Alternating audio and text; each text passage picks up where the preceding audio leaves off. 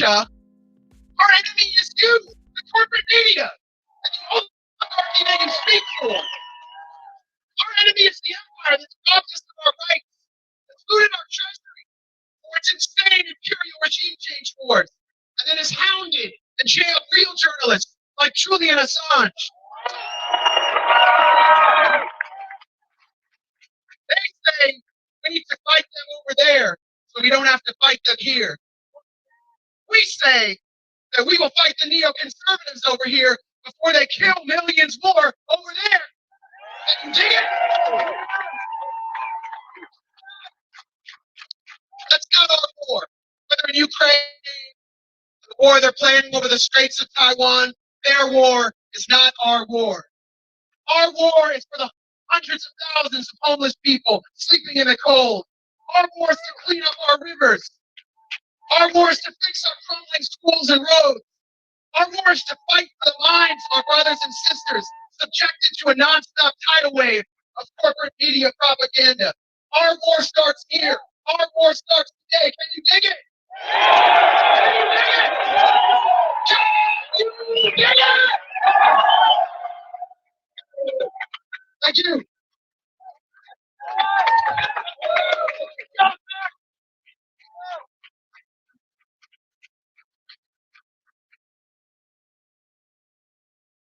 Thank you, Max. Yeah. Thanks, Max. Max Blue and Tall. All right, everybody. Next, we have an incredible journalist, Pulitzer Prize winning former New York Times journalist, and a great hero of mine, Chris Hedges.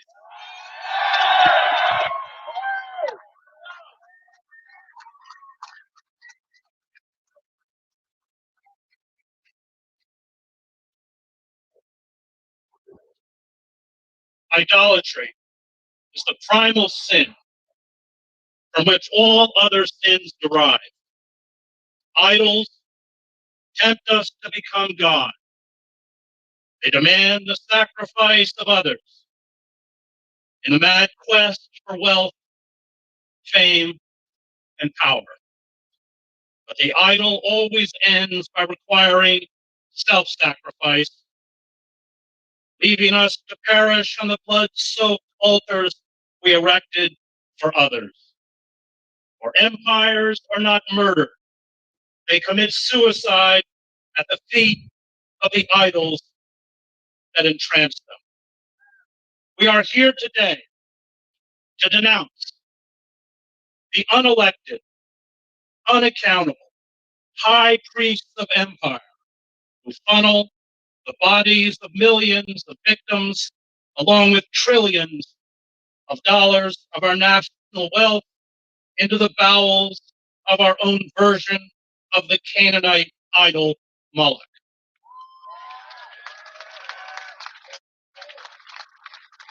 The political class, the media, the entertainment industry, the financiers, and even religious institutions bay like wolves for the blood of Muslims or Russians or Chinese or whoever the idol has demonized as unworthy of life.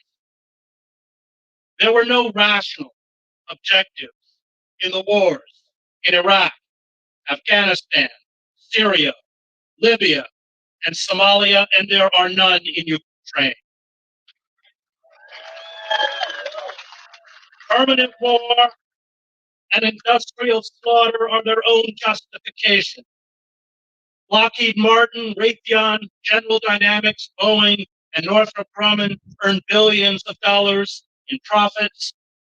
The vast expenditures demanded by the Pentagon are sacrosanct, and the cabal of war-mongering pundits, diplomats, and technocrats who smugly dodge responsibility for the array of military disasters they orchestrate are protean, shifting adroitly with the political tides, moving from the Republican Party to the Democratic Party, and then back again, mutating from cold warriors to neocons to liberal interventionists, Julian Benda called these courtiers to power the self-made barbarians of the intelligentsia.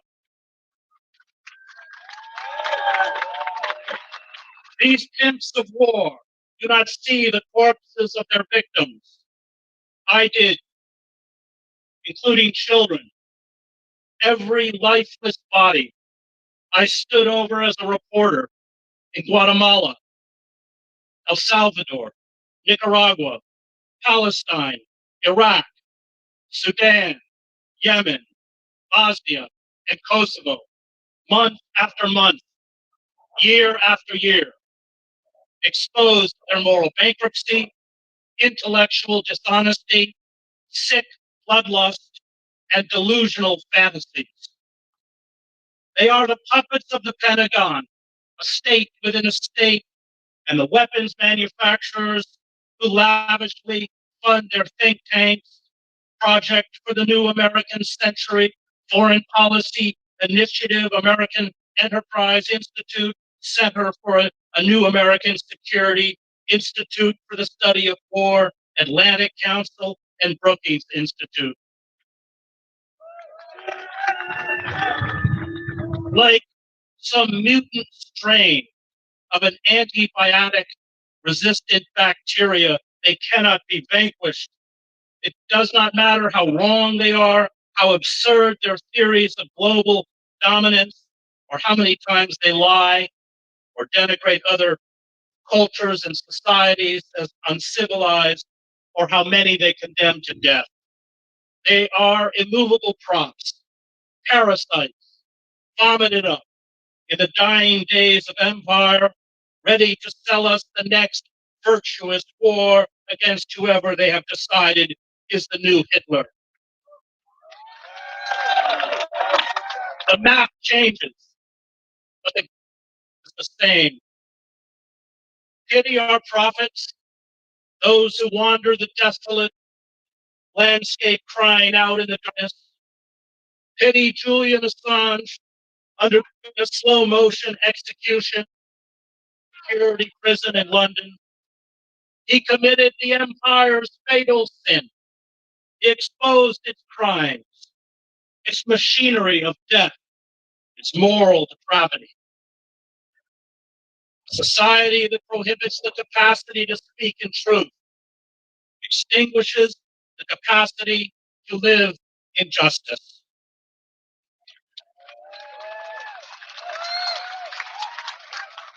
Some here today might like to think of themselves as radicals, maybe even revolutionaries. But what we are demanding on the political spectrum is, in fact, conservative. It is the restoration of the rule of law. It is simple and basic. It should not, in a functioning republic, be incendiary.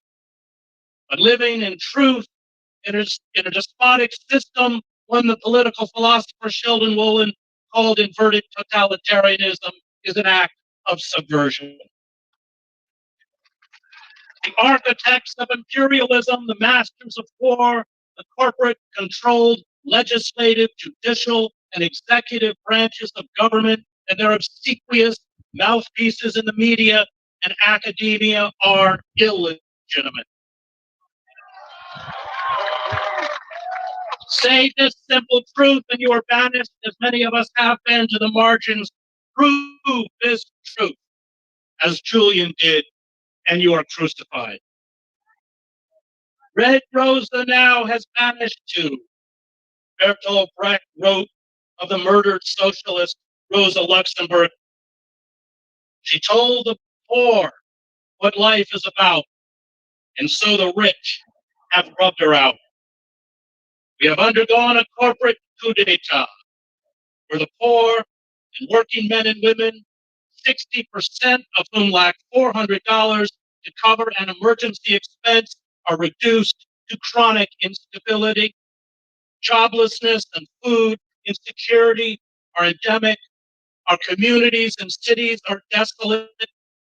War, financial speculation, constant surveillance, and militarized police that function as internal armies of occupation are the only concerns of the state. Even habeas corpus no longer exists. We as citizens are commodities to corporate systems of power, used and discarded, and the endless wars we fight overseas have spawned the wars we fight at home. As the students I teach in the New Jersey prison system are acutely aware, all empires die in the same act of self-immolation. The tyranny that the Athenian Empire imposed on others, Thucydides noted in his history of the Peloponnesian War, it finally imposed on itself. To fight back, to reach out and help the weak, the oppressed, and the suffering, to save the planet from ecocide, to decry the domestic and international crimes of the ruling class, to demand justice, to live in truth, to smash graven images is to bear the mark of Cain. Those in power must feel our wrath, which means acts of sustained, nonviolent, civil disobedience, social and political disruption.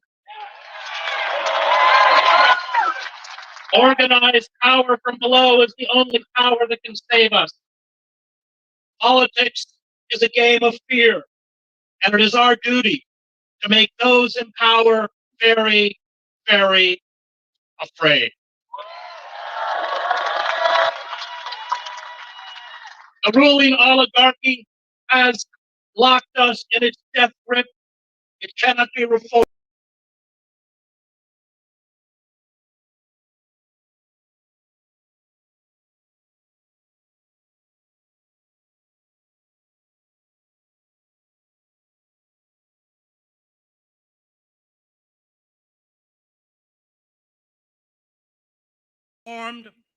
It obscures and falsifies the truth. It is on a maniacal quest to increase its obscene wealth and unchecked power. It forces us to kneel before its false gods. And so, to quote the Queen of Hearts, metaphorically, of course, I say, off with their heads.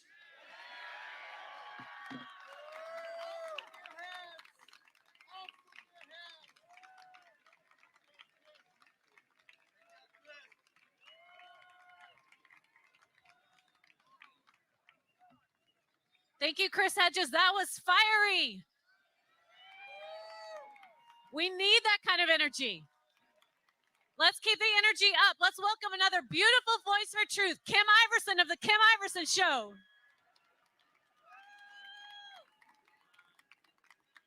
Thank you, Kim.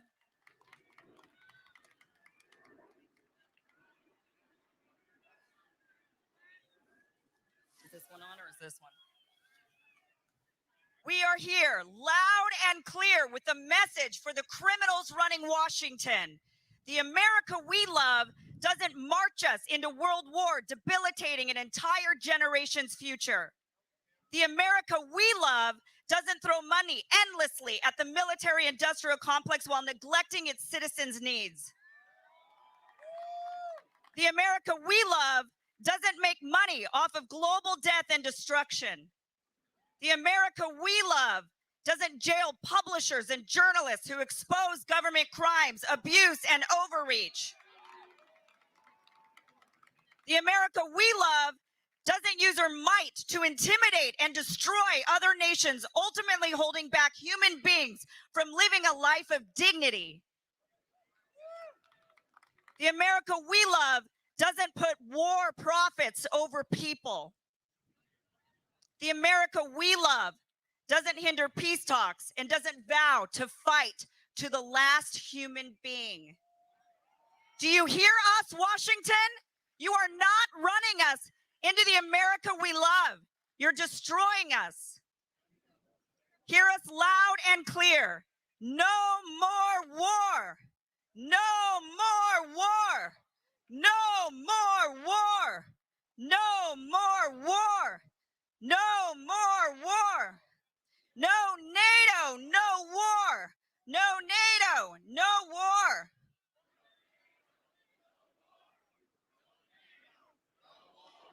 Free Julian Assange.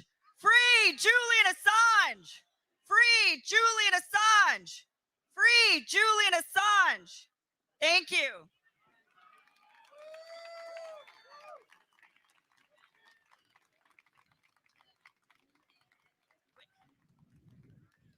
Thank you, Kim.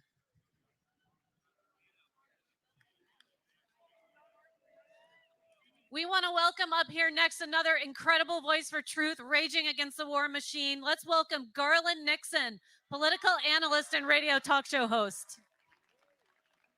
Thank you for being here. Thank you, thank you. Now that we've got all of the smart people out of the way, it's my turn. Hello to Ray Epps. I think I see him right over there. Great, nice to see you. I want to start by saying this. You know, I've been interviewed a bunch of times today, and I kept getting asked the same question. Why are you here? What are you doing here? Why? What's the reason? My reason is this.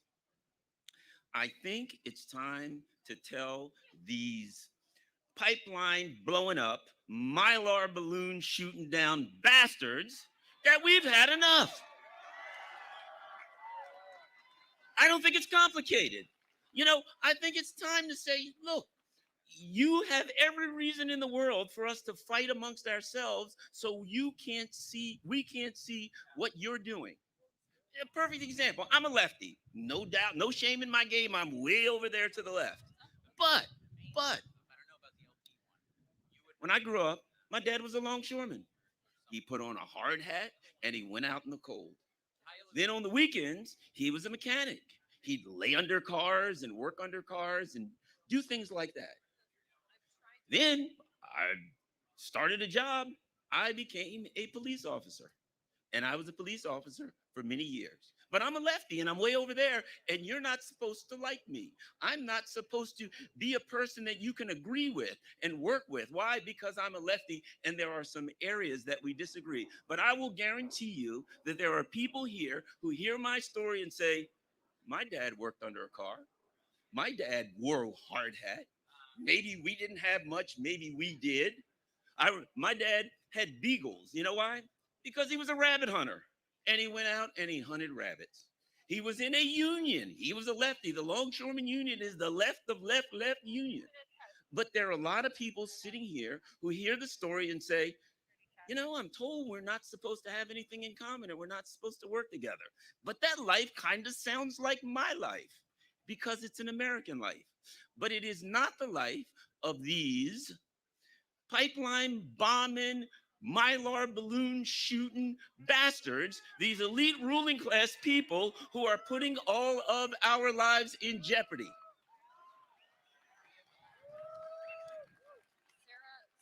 We are the ones who have more in common with each other than we do with them. And we're waking up.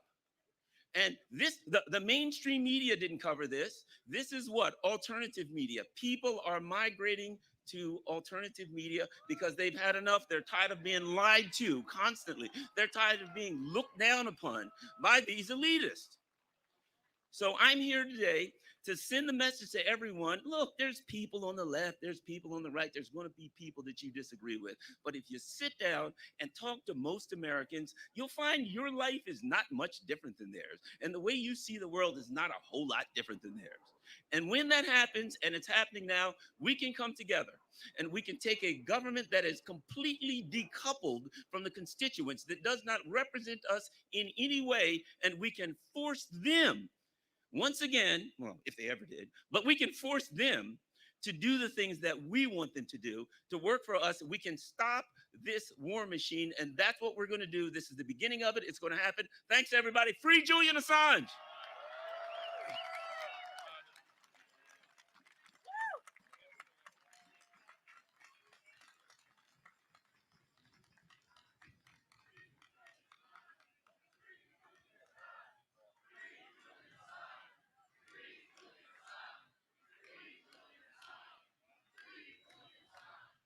This is a scenario sometime later this winter. In Ukraine, NATO intervenes and war between Russia and the United States begins. Retaliation for a U.S. cruise missile strike against Russian forces, Russia fires a missile and sinks a U.S. guided missile cruiser in the Black Sea. 2 U.S. aircraft take off carrying B-61 nuclear gravity bombs. Nuclear detonations sink Russian ships in the Black Sea. Russia retaliates by hitting NATO targets throughout Europe with nuclear weapons. The U.S. launches a massive nuclear strike against Russia. Russian early warning systems detect the U.S. launch, and Russia launches a massive nuclear strike against the U.S. and Europe. More than 3,000 nuclear detonations occur in 1 hour. Nuclear firestorms incinerate all the major cities of Europe, the United States, and Russia. The massive nuclear firestorms cover hundreds of thousands of square miles. Everything remotely flammable burns in the fire zones. 150 million tons of soot and smoke created by the firestorms rapidly rises above cloud level into the stratosphere. The smoke spreads around the Earth and forms a global stratospheric smoke layer. The smoke will block warming sunlight from reaching the Earth's surface. 70% of sunlight is blocked in the northern hemisphere and 35% is blocked in the southern hemisphere. Because it can't be rained out in the stratosphere, the smoke layer will remain there for at least 10 years. The loss of warming sunlight creates ice age weather conditions around the Earth. The temperatures fall below freezing every day for the next 3 years. Ice age weather prevents food crops from being grown for 10 years. Most humans and other land animals will starve to death. This is a mass extinction event. It is this criminal policy of nuclear brinkmanship which contains the danger of the annihilation of the entire human species in a global nuclear war and following nuclear winter, which is what automatically makes every individual on Earth a world citizen who has to take the responsibility for the outcome of this present conjuncture of human history. We therefore want to catalyze an international movement of world citizens who are committed to propose a new international security and development architecture which will take into account the interest of every single country on the planet. This concept, to consider the interest of every country, was the principle of the Peace of Westphalia, which laid the basis for peace after 150 years of religious war in Europe and represented the beginning of international law and laid the foundation for the UN Charter, which we need to uphold and reassert.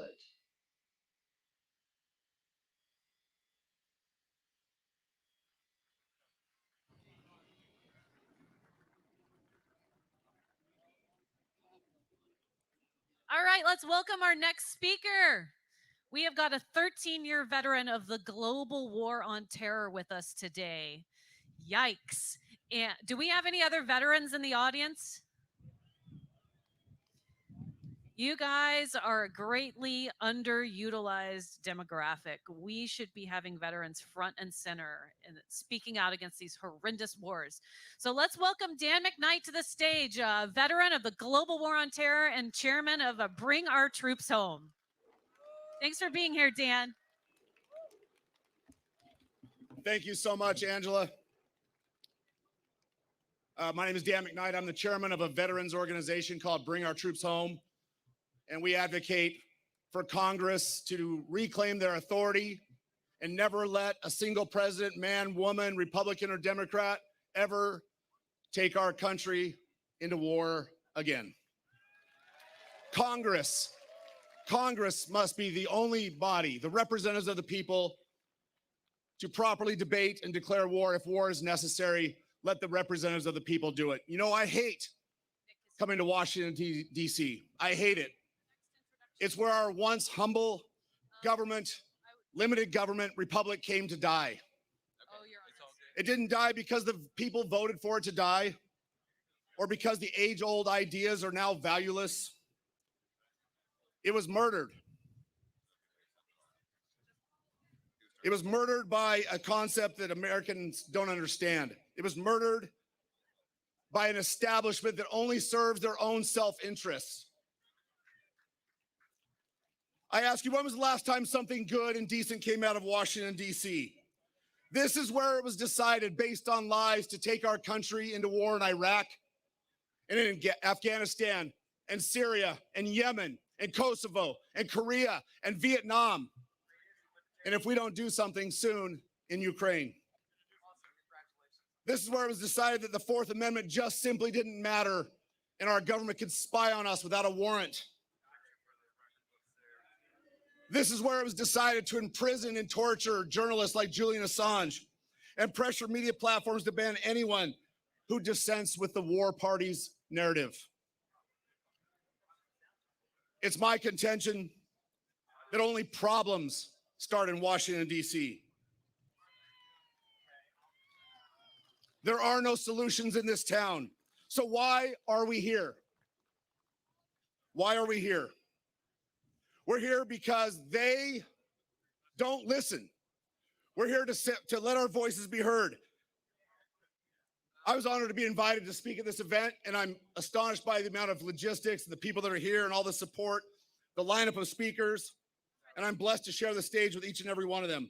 Every person here is passionate about ending our endless and undeclared wars. But today, I want to present you with parallel action. In addition to the marches and the rallies and the signs and the DC focused activism, I don't know if any of that actually grows our movement. We have to take the lever of power back to where we have the most effect. My organization, Bring Our Troops Home, is the vanguard of the Defend the Guard legislation. Defend the Guard is a state-based legislation that would prohibit the state's National Guard from being deployed into active combat duty overseas, absent a declaration of war from Congress.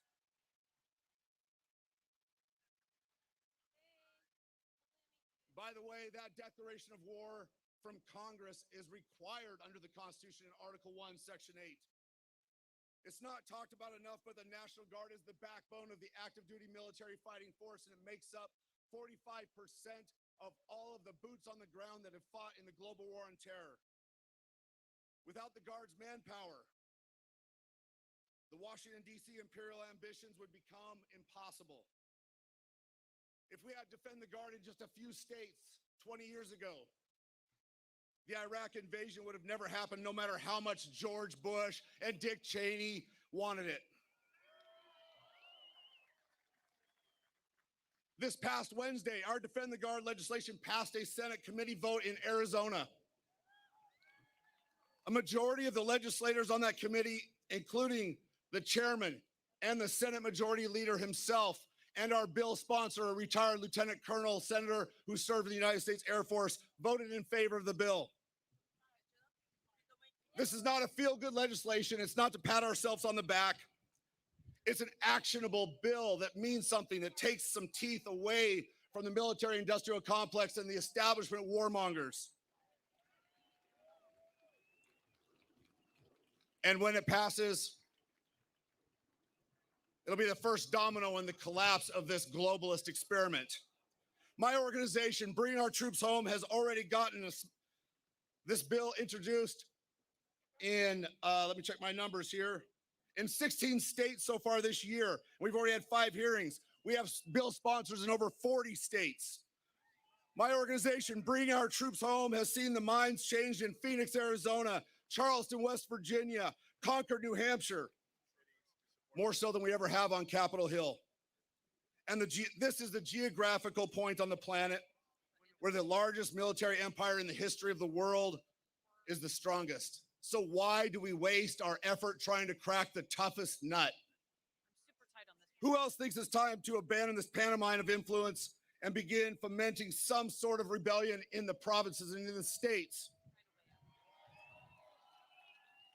Here is a real action item. Everybody here, please take out your phones. Go to defendtheguard.us, sign our petition.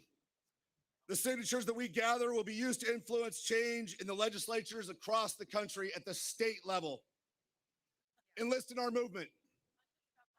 Let's permanently break the back of the DC war party and restore the United States Constitution and bring our troops home from their endless and undeclared adventures around the world. The revolution isn't going to happen in DC. It's not going to happen on K Street. It's going to happen in Phoenix and Missoula, in Bismarck, in Boise, in Tallahassee. It's going to happen in the state capitals all across the country. I hope that you will join us and effect change in a much more hospitable soil than what we see right here in the swamp of Washington, D.C. Thank you very much.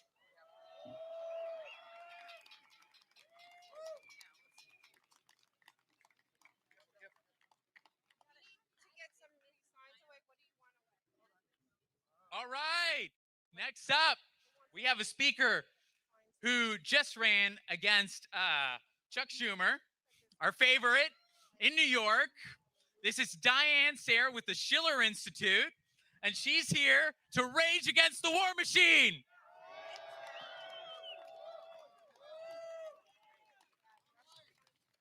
Good afternoon. I want to especially thank Nick and Angela for pulling all of us together. And I am pleased that we have smoked out hundreds of FBI agents and thousands of NAFO trolls just by sticking together to oppose our nation from plunging us into the abyss of thermonuclear war. We are here because there seems to be no bottom, no boundary to the depravity of our own government. They would never do that. Has been violated repeatedly to the point that we can be almost certain that if we, the people, don't step in, we are headed over the cliff to nuclear annihilation. We are here because we've been living a lie.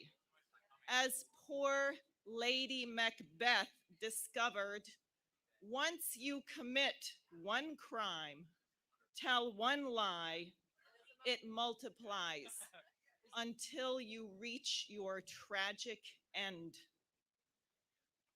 Unless you choose not to be tragic. We are here because we choose not to be tragic. The lying began at the end of World War II, at the death of FDR. We were told it was necessary to drop not one, but 2 nuclear bombs on Japan. It was not. The Emperor of Japan was already negotiating the terms of surrender through the Vatican. Our VE Day celebration of the defeat of the Nazis, which could not have happened without the enormous sacrifice of the Russian people, was short-lived. And instead of eradicating Nazism, the Dulles brothers, among others, protected Nazis in pockets in our intelligence agencies and in other nations in the name of fighting communism. Yes. Then we had the assassination of our president, John F. Kennedy, and the lie of the magic bullet shot by one lone assassin who apparently also killed Malcolm X, Martin Luther King, and Robert Kennedy. Then we had 9/11, allegedly perpetrated by some guy suffering kidney failure from a cave in Afghanistan. So today, we have the lie that one fine morning, President Vladimir Putin woke up and said, "Gee, I feel like invading Ukraine today." And idiots in our Congress who knew or should have known better decided to send over $100 billion to a pro-Banderist regime in Kiev, which we created, to wage a proxy war against a nuclear superpower.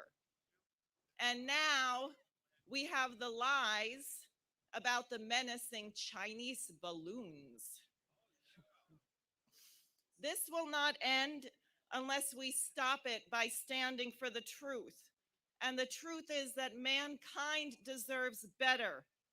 There is a movement afoot, a revival of the non-aligned spirit where nations are uniting, as in the BRICS, the SCO, the Eurasian Economic Union, in a new order based on mutual respect and a commitment to eradicate the common causes of the enemies of mankind, such as poverty, disease, and hunger, without sacrificing sovereignty.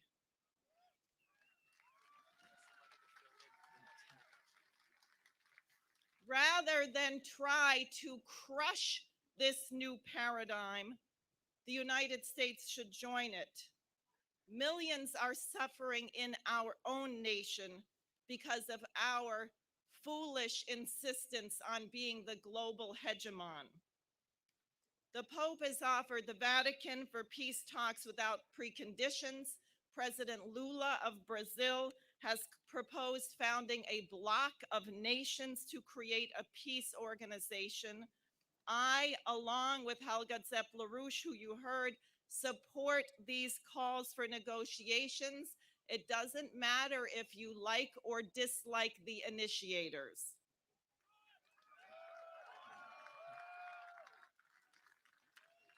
We should act in the spirit of Marian Anderson, who, in spite of the ugly racism which had prevented her from singing at Constitution Hall 84 years ago, accepted the invitation of Eleanor Roosevelt to sing here on these steps on Easter Sunday, 1939. To the amazement of all, she began the program by singing, "My country, 'tis of thee, sweet land of liberty, let freedom ring."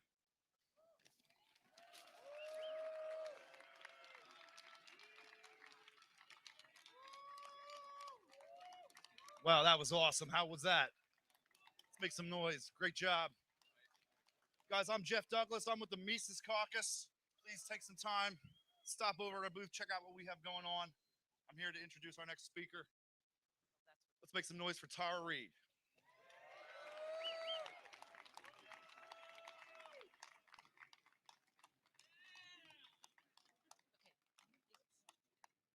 Hello, everyone.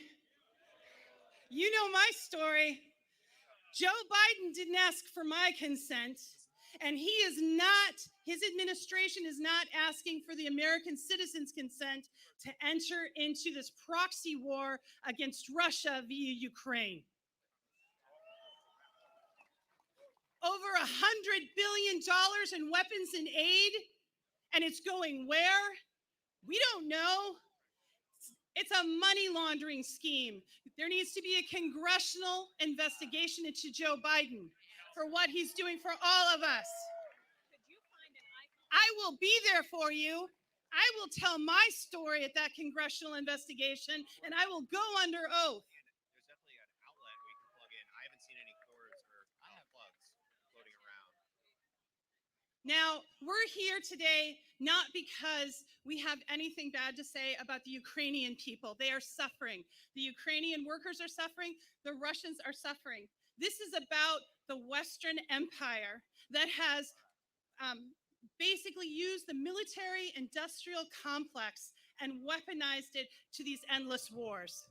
Julian Assange has given up his freedom to give us that information. When he told us about the 2014, when he published the information about the 2014 coup that was Western-backed, that led to this moment in history that we are now. Exactly. The Biden administration is taking us to World War III, and we're not going to have it. You know, there's a Shakespeare saying, as flies to wanton boys are we to the gods. They kill us for their sport.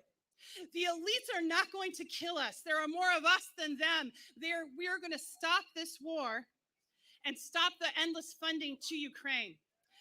I see the Russian flags out there. Hello, Russia.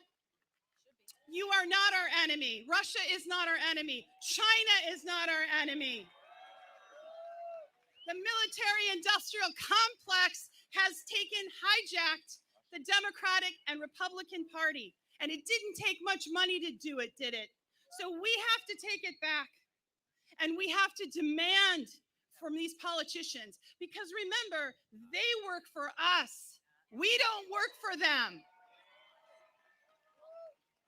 Maybe someone can ask. Okay, thanks. I want to leave on this note. Free Julian Assange. Free Julian Assange. Free Julian Assange. Free Julian Assange. Free Julian Assange. Thank you.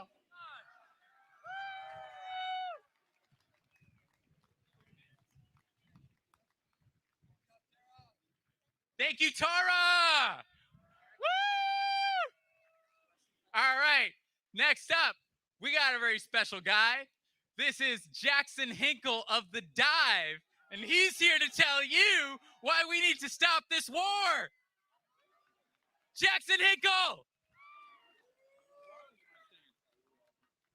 How's it going, Washington, D.C.? How we doing?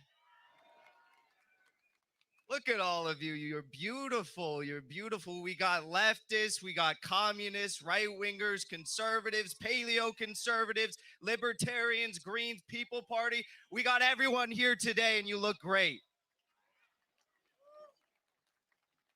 So listen, I know there's a little controversy about me speaking, but the truth is that we are here today because we oppose war and we want peace. It's as simple as that, okay? And when my ancestors came over to America on the Mayflower and they fought in the American Revolution, they didn't want war either. They wanted peace. When my grandfathers fought against Nazis in World War II and put their lives on the line, they did not want war. They wanted peace. And that's why we are here today.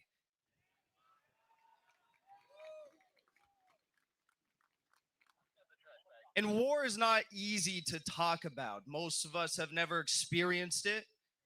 Some of us try to forget it. Some of us try to never even think about it because of how damning it is. And I don't blame most of you, but everyone here today thinks about it, understands how evil it is, and understands that the hell it truly raises. And if I can for a moment, I'd like to share a little bit of that hell with all of you right now, because in Ukraine, 16 and 17-year-old boys, not men, but boys, are being rounded up by the 100 and sent to the front in Bakhmut. And you know what happens when they get there? They get sent into trenches and they're told you have 4 hours to live once you get sent out there. That's the average life expectancy of a Ukrainian soldier on the front in Bakhmut, 4 hours. And the blood of those young men, the blood of every Russian, the blood of those in Ukraine, in the Donbass, in Donetsk, Lugansk, Mariupol, the blood of those in Zaporozhye and Kherson and Kharkov, all across the region of fighting is on the hands of those in the United States Congress right now. The suits that they wear are drenched in their blood. The food that they eat is a blood stew. The halls of Congress that they go vote in to send $10 billion more to Ukraine, the roofs are dripping with the blood of those Ukrainian soldiers. And if you listen closely, you can hear it right now. You can. So I want to leave you with something right now, because people often ask me, you know, what is it that we can do? We're on the precipice of World War III. What is it that we can do? We want peace with the Russians. We want to build a new multipolar world. We want peace. We want prosperity. We want to lift the global masses out of poverty. That's what we all want, right? But there's a select few. There's a select few who understand that if they take us to World War III, and if they toy around with the idea of mutually assured destruction and nuclear Armageddon and hundreds of thousands of lives being lost, they stand to make a lot of money. So, what I need you all to do from this point onward is to continue this energy you have here today. Fight the information war. Demand not one more bullet, not one more tank, not one more gun, not one more piece of artillery, not one more dollar, not one more penny be sent to the Nazis in Ukraine. Demand peace. Thank you all for being here. Continue this energy.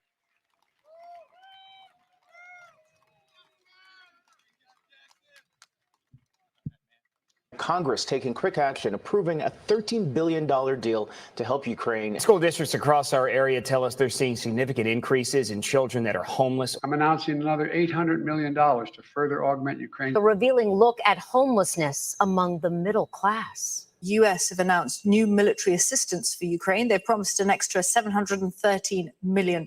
We experienced as a county a 22% increase in homelessness. The Senate overwhelmingly passing a new $40 billion Ukraine aid bill. We are learning the homeless problem we are seeing in Knoxville is growing at an alarming rate. The U.S. is sending an additional $700 million in military aid. We're in dire straits. We don't know where we're going to go. We have no savings. The U.S. is sending an additional $1 billion in weapons and aid to Ukraine. The CEO of the Coalition for the Homeless of Central Florida tells me this is a scary trend. Pentagon announcing today it's sending a new $450 million military package to Ukraine. Tonight, we are going in depth on the issue of homelessness, of course, a growing problem here in Colorado. The U.S. sending an additional $400 million in military aid. Rising housing costs and inflation are leading to more people living on the street. The United States is sending another $1 billion in military aid. 69,000. That's how many people are homeless across LA County. A new aid package is going to be announced tomorrow, including an additional $3 billion to train and equip Ukrainian forces. Sacramento's homeless population had a jump of 67%. The White House now asking Congress for more than $13 billion in additional military aid. More than 2,500 students within the district don't have a place to call home. Yeah, Katie, and that's 1,000 more from last year. Well, the Biden administration preparing to send another $600 million military package to Ukraine. There's a stark warning from city officials tonight as they're seeing a record number of families out on the streets. $275 million to meet Ukraine's critical security and defense needs. One LA County city is close now to declaring a state of emergency over homelessness. The White House is also asking for $37.7 billion to fund the war in Ukraine. Housing prices are up 17% from the previous year, and you can see the fallout of that just right behind me here.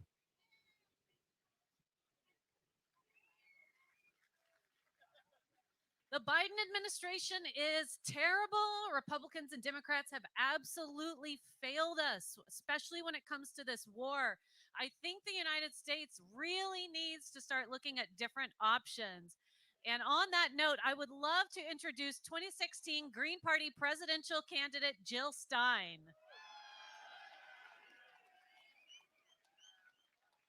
Thank you so much for being here. Third Party in Spirit. All right. Wow. You are beautiful. It is so wonderful to be here today to see us all across the political spectrum. And I just want to say, in my experience, it's not so much a matter of right or left. It's really a question of the few elites at the top versus all the rest of us. And that's what they are afraid of. So we're here today, not just to rage against the war machine. We're here to dismantle the war machine because it is hurting us all. No one more than the people of Ukraine, who are the cannon fodder in this superpower proxy war. We need a movement to overcome the powerful special interests behind the war machine, the war profiteers, the fossil fuel barons, the health insurance barons who are profiting from the carnage. And in the interests of building that movement, I want to clarify today some of the forbidden truths that we are not supposed to talk about. These are the empowering truths the war machine does not want us to know. This is especially for the benefit of the people who are just waking up to realize that we are all in the crosshairs of this crisis. Martin Luther King spoke the first forbidden truth nearly 60 years ago, that the US war machine is the greatest purveyor of violence in the world today. And it is much bigger now, and it's impoverishing and endangering us all. It squanders 2/3 of our discretionary budget. It puts at grave risk virtually every dimension of our security: nuclear, economic, food, climate, energy, everything. Left to its own devices, the war machine, with its proxy NATO, will destroy life on the planet. It is in the process of doing that right now. The dimensions of the war machine, you may know, are quite totally off the charts. The US has some 800 foreign bases, while Russia has about 30. Our so-called war on terror continues in a mind-boggling 85 countries. Do we hear about that? Not one bit. Our wars are going on in 85 countries. Our 840 billion, and that, by the way, is from the Cost of War project at the Boston University, not exactly a hotbed of radicalism. These are the basic truths that we are not supposed to know. Our $840 billion military budget is equivalent to the next 9 military budgets combined, and the $100 billion we are spending to support war in Ukraine, that alone is greater than the entire annual Russian military budget. We've conducted over 250 military interventions in the past 20 years alone and killed a staggering 6 million people in just a portion of the so-called US war on terror. This murderous military spending consumes resources desperately needed here at home by 70,000 people who die each year for lack of health insurance, for 500,000 homeless people on any given night out on the street, for 33 million mired in student debt, 100 million in medical debt, 22 million impoverished children, and on and on. U.S. imperial aims are clearly stated in our official military policy known as full spectrum dominance, an all-purpose declaration of war for all time against all economic and military competitors, friend or foe, which leads to the second forbidden truth, namely that the U.S. empire has been provoking war with Russia for decades. However murderous and illegal the Russian invasion is, and all wars are murderous and almost all wars are illegal, that Russian invasion was a provoked response to an even bigger, more murderous, illegal game plan of the US empire, in which defeating Russia is just one small part. So yes, Russia illegally invaded Ukraine, but did so with a gun to its head, or in this case, nuclear-compatible missiles to its head. When the roles were reversed and Russian nukes were at our doorstep in the Cuban Missile Crisis, our response was what? It was to begin immediately launching nuclear war. That puts Russia's invasion in perspective and makes it rather moderate by comparison. Khrushchev and Kennedy had the good sense to back off and negotiate. We need to follow their example now.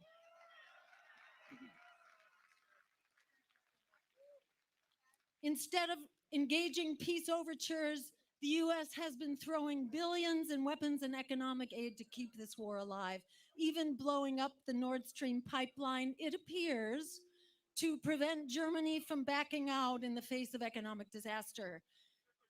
If the US wasn't afraid of finding out, of confirming that we were the ones behind the Nord Stream disaster, we would be investigating, not celebrating, which is what we are doing. So I just want to add, the nuclear threat produced by all of this is an emergency of the highest order, and we are all in the crosshairs of this emergency. Yet our leaders are playing a game of nuclear chicken, pretending nuclear war is winnable. If as few as 100 nuclear bombs are dropped, that alone is enough to trigger nuclear winter, which means most of us are going and we're on our way out. So this is absolutely unacceptable. Also, the Ukraine conflict is accelerating destruction of the climate, which is already at the brink of collapse. The bottom line is this war and the war machine that it's a part of are endangering and impoverishing all of us. Martin Luther King had it right, not only about the US being the greatest purveyor of violence, but also that militarism doesn't stand alone. It is joined at the hip with what Martin Luther King called the triple evil of militarism, racism, and materialism. That's why the crisis of empire is inseparable from the crisis of racial and economic equality and the crisis of democracy that allows our policies to be bought and paid for by the highest bidders, in this case, Wall Street and the war profiteers. On each of these crises, we have hit the breaking point. For that reason and the practical matter of reaching critical mass, we need a broad movement for peace, justice, and democracy, with us against the political and economic elites, the 1% against the 99. We need that broad movement. And as a first step, we need an immediate ceasefire and negotiations to ensure the security and autonomy of all parties as provided in the Minsk Accords. This is not rocket science. As Frederick Douglass said, power concedes nothing without a demand. It never has, it never will. We are here today to build that demand until it cannot be denied. Our very lives depend on it. Thank you so much for making it happen.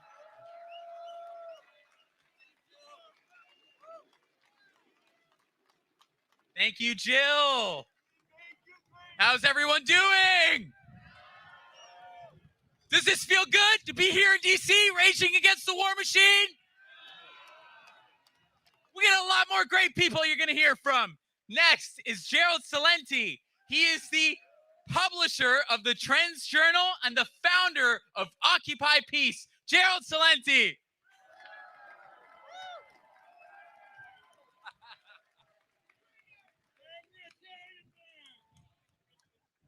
I don't know if it was Jesus, Muhammad, or Buddha, but one of them said, you better boogie before the lights go out because tomorrow is iffy. And boy, is it iffy.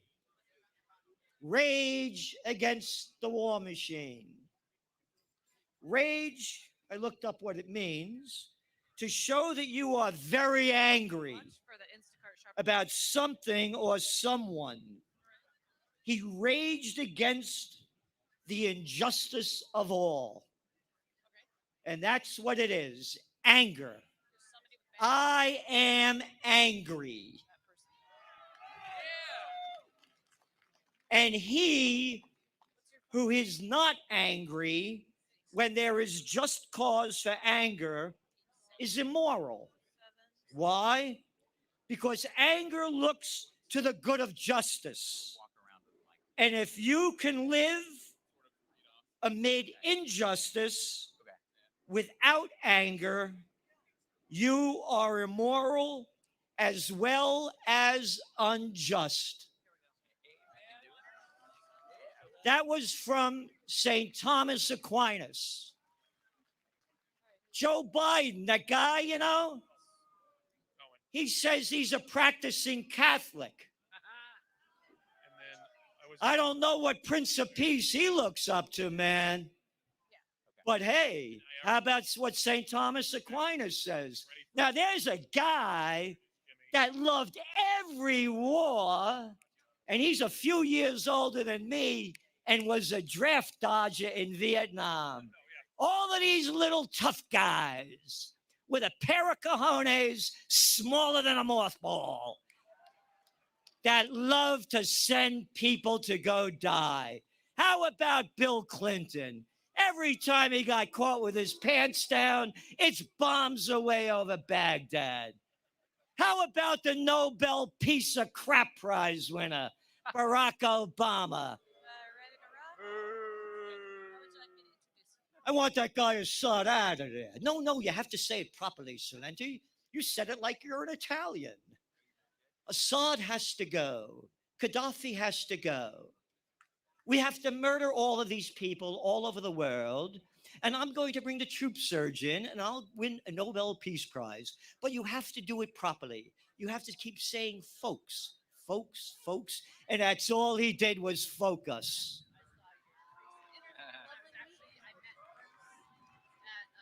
I am angry at the mainstream media prostitutes. These little media whores that get paid to put out by their corporate pimps and their government whoremasters. All they do is keep selling war, hate, fear, and hysteria. They ban us who speak for peace, love, facts, and freedom. The big story making the news. Vice President Kamala Harris announced that the United States formally determined that Russia committed crimes against humanity. Hey, Harris, did you like the Iraq War? How many people did Miss Stein say America's killed? How about those crimes against humanity? And where's the Cartoon News Network, CNN? Oh, showing everything, the crap spewing out of Kamala's mouth, but never showed every day of Americans being slaughtering people all over Iraq. They never showed the Americans' 20-year war in Afghanistan, slaughtering people every day. But every day they have the Ukraine war. Every day they're media pimps. I am angry. Yep, because anger looks toward the good of justice and the Congressional Crime Syndicate running and ruining America by their constant warmongering deeds is immoral. They call where we are Washington. Guess what? Washington must be turning in his grave to see the little freaks that they call Congress, that they call Washington. This is President Washington, a guy that crossed the Delaware, that really fought, not like you little guys playing president, not like you little boys and girls playing Congress. Can you imagine Mitch McConnell fighting? Little Lindsey Graham fighting? Little Adam Schiff fighting? George Washington warns us, his farewell address, no foreign entanglements. Quote, "It is our true policy to steer clear of permanent alliances with any portion of the foreign world. The nation which indulges towards another's habitual hatred or habitual fondness is in some degree a slave." Ladies and gentlemen, welcome to Slavelandia, because that's what they've done to us. The plantation workers of Slavelandia, Jill Stein and others gave all the facts about how the war machine is robbing us of our money. And look at the lives of what's happening in this country. I launched Occupy Peace nearly a decade ago. And I've had a number of peace rallies. Our platform is honor the founding fathers, close up all of those bases overseas, and bring the troops home. Secure the homeland with our troops. Give them skills, put them to work rebuilding our third world rotted infrastructure. And then finally, you want to go to war? Let the people vote. Let the people vote. Let the people vote. Let the people vote. Let the people vote. Let the people vote. Not these little clowns, these little gutless boys and girls that love to get us killed as they keep taking money in their pockets from the defense industry. Morons and imbeciles call it campaign contributions. Adults call it bribes and payoffs. Thank you all for being here. Thank you for what you're doing. United we stand, divided we die. And thank you all for putting this on.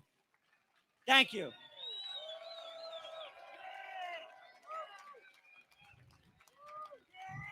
Wow. That was amazing. Let's keep that energy up. I want to welcome to the stage Dan Cohen, correspondent for Redacted. Thanks for being here. Thank you. Wow, that was incredible. Gerald Celente, oh my God, I'm feeling the righteous anger. Do you all feel angry in a righteous way against this war machine? You've come from all over the country to put aside differences and stand up to the war machine that has brought us to the brink of nuclear annihilation.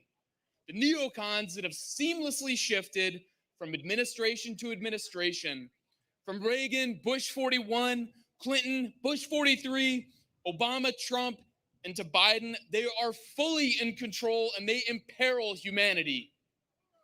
And for coming to this rally, we've been smeared as, quote, not anti-war. Well, let's not confuse being anti-war with pacifism. Any honest observer knows that responsibility for this war is not in Moscow, it's here in Washington. It's in the State Department, it's in the Pentagon, it's in the White House. Russia didn't expand west. NATO expanded east up to Russia's border. And while pacifism is great in an ideal world, there's nothing ideal about the US wars of aggression against Iraq, against Libya, against Syria, and so many other countries. Any leader, any people would defend themselves as Russia is today. War is hell, but blaming both sides obfuscates reality. One person can end this war. His name isn't Vladimir Putin, it's Joe Biden.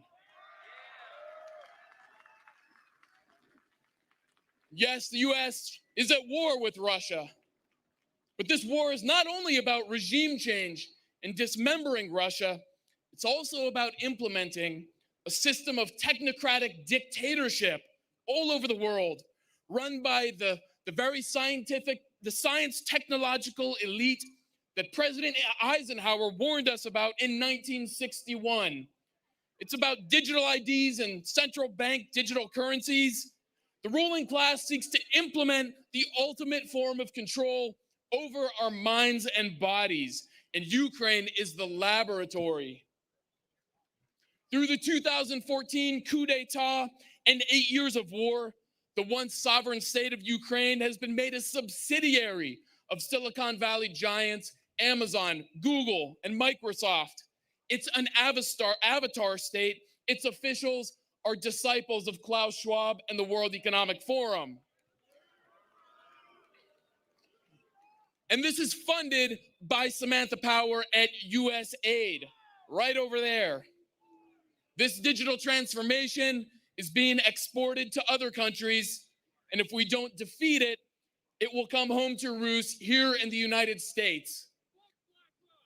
People who participate in rallies like this can be cut off from your bank accounts, disallowed into society. So this is the threat we face domestically, this new form of technocratic fascism. But this permanent war against Russia isn't enough. We're being prepared for war against China too. The same government that's telling us to not worry about chemical spills in East Palestine, Ohio, or that nuclear war is just a natural part of our lives, is telling us that balloons in the sky are the real threat. And it's not just the great powers of Russia and China that the US is seeking to destroy. We're being prepared for war on Haiti. As we've seen with every other US war of aggression, the propaganda apparatus needs a figure to demonize. Saddam in Iraq, Gaddafi in Libya, Assad in Syria, Putin in Russia, Xi in China, and in Haiti, it's a leader named Jimmy Cherizier. His nickname is Barbecue. The mainstream media would tell you that this man is a mass murderer, he's a gang leader, he's a killer, and I'm here to tell you the media is lying. These lies are paving the way for war. Today, Canada is doing the US's dirty work. Justin Trudeau sent a warplane to surveil Haiti, to disrupt gangs, and now it's deploying naval forces to patrol Haitian waters. Thank you. Yes, Canadians, brave Canadians speaking out. Canadian military contractors are operating troll farms, impersonating Haitians to make it appear that they want to be invaded. Lastly, we have to oppose all aspects of the military-industrial complex, not just the #1 Pentagon contractor, Lockheed Martin, or the #2, Boeing, but #5, Pfizer. #9, Moderna. We have to recognize that the biopharma complex is inseparable from the military-industrial complex. We have to understand that the COVID-19 response, lockdowns, and experimental injections were deadly war measures imposed against us by the Pentagon. If we don't oppose the biosecurity regime, we're fighting the war machine with one hand behind our back. Information is power. Stay informed. Fight back.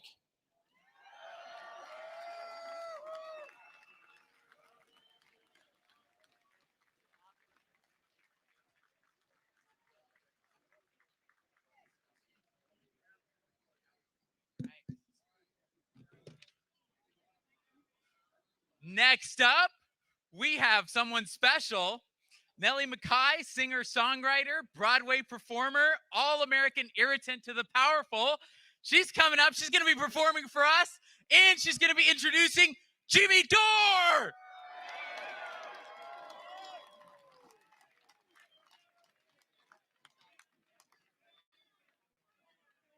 Come on, all of you big, strong men. Uncle Sam needs your help again. He got himself in a terrible jam years ago in Afghanistan. So put down your books and pick up a gun. We're gonna have a whole lot of fun. And it's 1, 2, 3. What are we fighting for? Don't ask me, I don't give a damn. Next stop is in Iran. And it's 5, 6, 7. Open up the pearly gates. Well, there ain't no time to wonder why. Whoopee, we're all gonna die. Come on, generals, let's move fast. Your big chance has come at last. Gotta go get those towel heads. The only good Arab is the one that's dead. And you know that peace can only be won when we blow 'em all the kingdom come. And it's 1, 2, 3. What are we fighting for? Don't ask me, I don't give a damn. Next stop is in Iran. And it's 5, 6, 7. Open up the pearly gates. Well, there ain't no time to wonder why. Whoopee, we're all gonna die. Come on, Wall Street, get off your ass. You know war can be a gas, lots of good money to be made, supplying the army with tools of trade. Just make sure when you drop the bomb, you bomb Iran. And it's 1, 2, 3, what are we fighting for? Don't ask me, I don't give a damn. Next stop is in Iran. And it's 5, 6, 7, open up the pearly gates. Well, there ain't no time to wonder why. Whoopee, we're all gonna die. Come on, mothers, let's go attack. Pack your kids off to Iraq. Come on, fathers, don't hesitate. Send your sons off before it's too late. Be the first one on your block to have your boy come home in a box. And it's 1, 2, 3, what are we fighting for? Don't ask me, I don't give a damn. The next stop is in Iran. And it's 5, 6, 7, open up the pearly gates. Well, there ain't no time to wonder why. Whoopee, we're all gonna die. Woo! Ladies and gentlemen, please welcome your friend and mine, for now, Jimmy Dore.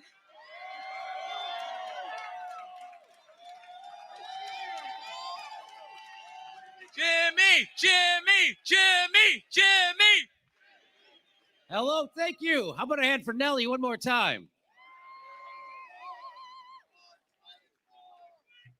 It's great to be here. It's really encouraging to see so many people come out like this. It really warms my heart. And it reminds me of my best friend, Barry Crimmins, who is a hilarious and courageous comedian, a staunch critic of the U.S. government. And I know if he was alive, he'd be here today. Look, there's a balloon. Did this go out? Did this go out? What happened? It's not loud enough. How about this? Is this better? Can I put this in here? Oh, it won't fit on my speech. Hold on. All right, so I'll hold this. So I've been thinking of my friend Barry Crimmins. He was a hilarious and courageous comedian. He was a staunch critic of the U.S. government, who I know if he was alive would want to be here today. And people would always ask him, hey, if you don't like America, why don't you move to another country? And he would say, because then I'd become a victim of our foreign policy.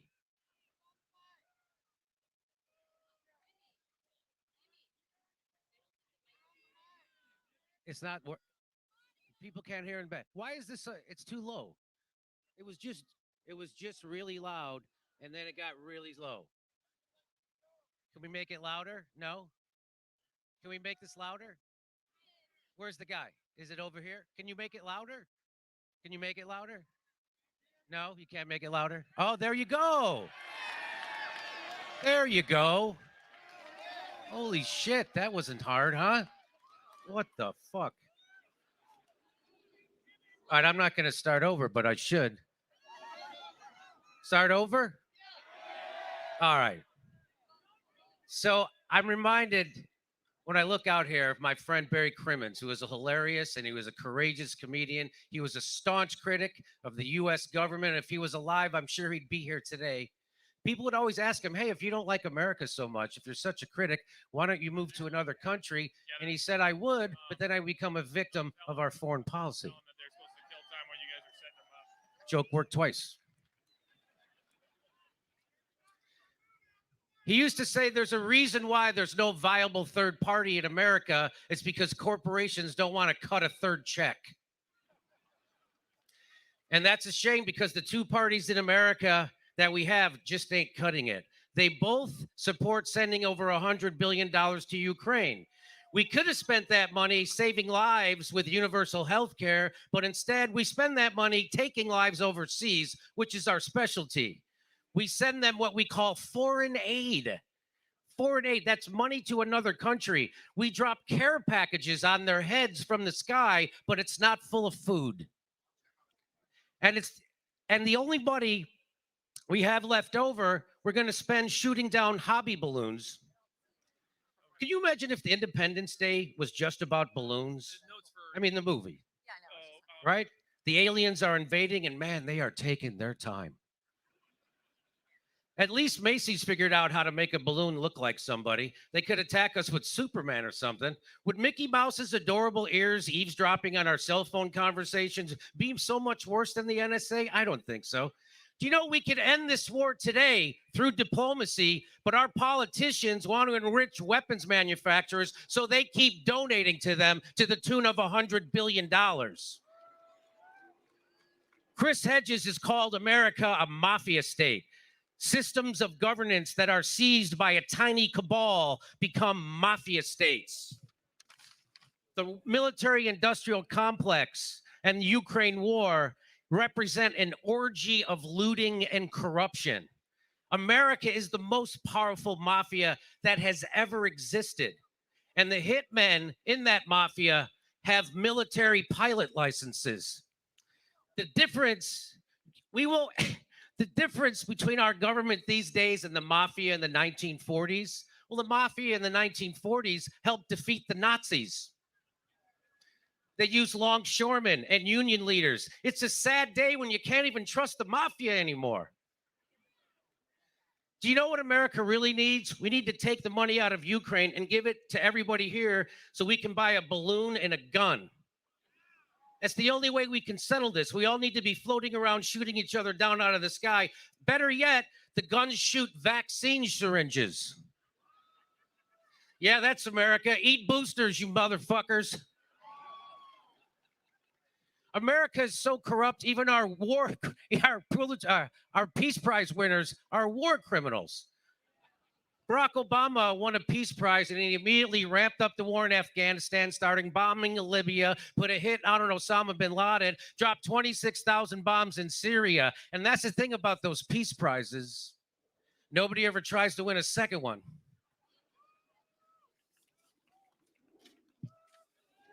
I have a list of things we could have bought with that $100 billion instead of sending it to Ukraine for killing people. Instead of sending money to Ukraine, we could get President Biden a dog that knows where to lead him when a press conference is over.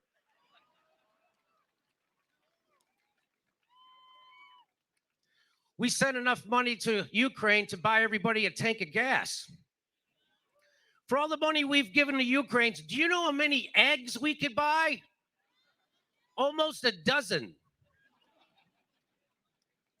With $100 billion, you know, they could say you could end homelessness for $20 to $40 billion. We could have ended homelessness, then restart homelessness, then say we were only kidding, and then end it again.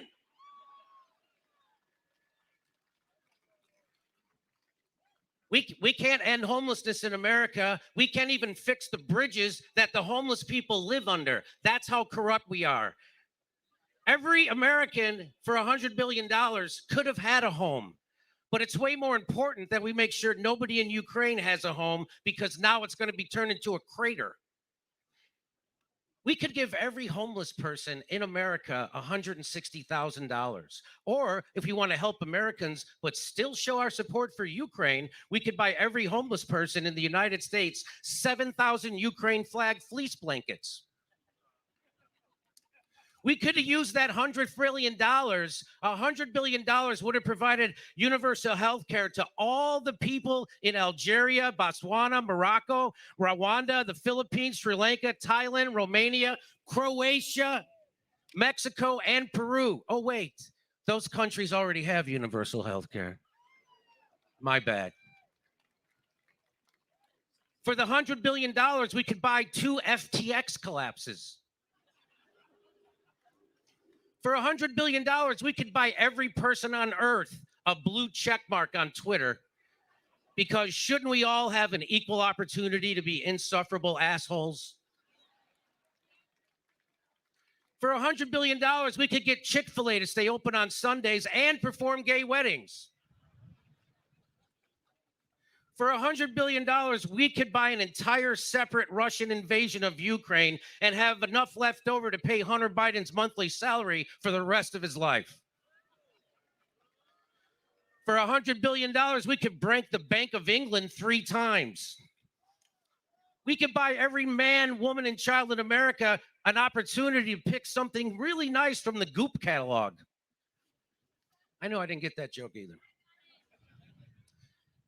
For $100 billion, we could have the entire cast of Shark Tank dropped into an actual Shark Tank. We could pay for 90 Alex Jones lawsuits. We could buy a shit ton of balloons to spy on China and still have enough money left over for complete regulatory capture. Isn't that special? We could have gotten like 5 experimental drugs approved. For $100 billion, we could remake the Marvel Avengers movie with the entire original cast, but as a porno. We could do that 90 times over. We could have spent that money on transportation, high-speed rail, but it was more important to fund the people who duct tape somebody to a lamppost with their pants pulled down. We could cure cancer, but Big Pharma wouldn't be happy with that because they prefer sick people instead of healthy ones.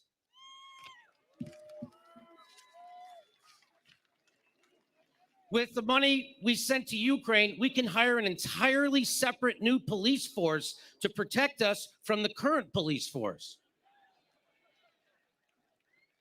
We could have funded everyone having free college instead of buying a Mount Kilimanjaro's worth of blow for Zelensky. Why are we sending that money to Nazis in Ukraine when we could be funding Nazis here in America struggling to buy eggs? Isn't that just like our government to neglect all the Nazis we have here in America? This is really a fight over nuclear war. Just across the road, there's a statue of Albert Einstein, and man, he looks depressed. He once said, if I could do it all over again, I'd be a plumber. You know why he said that? I thought it was because his toilet was always backed up. And it was because the military-industrial complex used his science to kill people. They took Einstein's discovery and used it to melt the skin of Japanese civilians. Entire cities full of children and animals extinguished in less than a minute. Generations poisoned by radiation. Bombs today are much more powerful than those bombs we dropped on Hiroshima and Nagasaki. And I know there's some people who wouldn't show up to this peace rally, this anti-war rally, because of some of the speakers they didn't like on this stage. And I get what they're saying. They're saying, hey, I want to help stop a nuclear war, but not with those people. I get it. I'm the same way. My house caught on fire a couple of months ago. And when the firemen showed up, I was like, whoa, whoa, whoa. What's your views on Social Security and Medicare?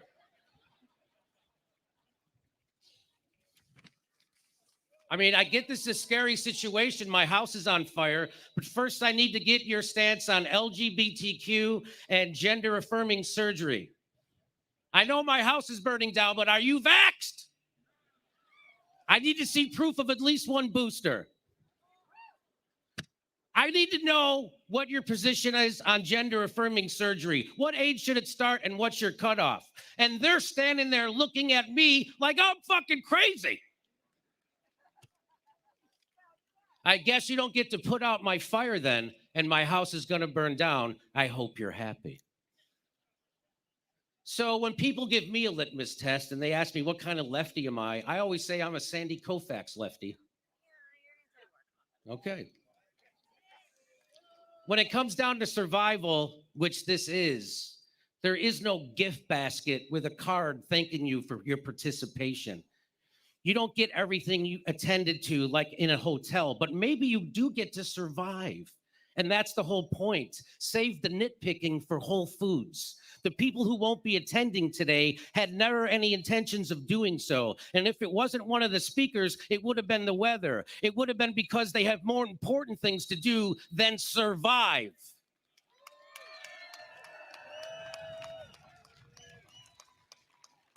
They'll be home watching CNN not cover this all day.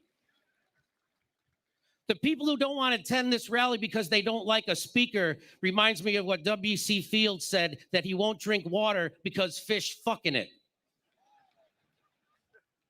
You have to work with people you disagree with big time, even sometimes people you hate, because we need each other to survive.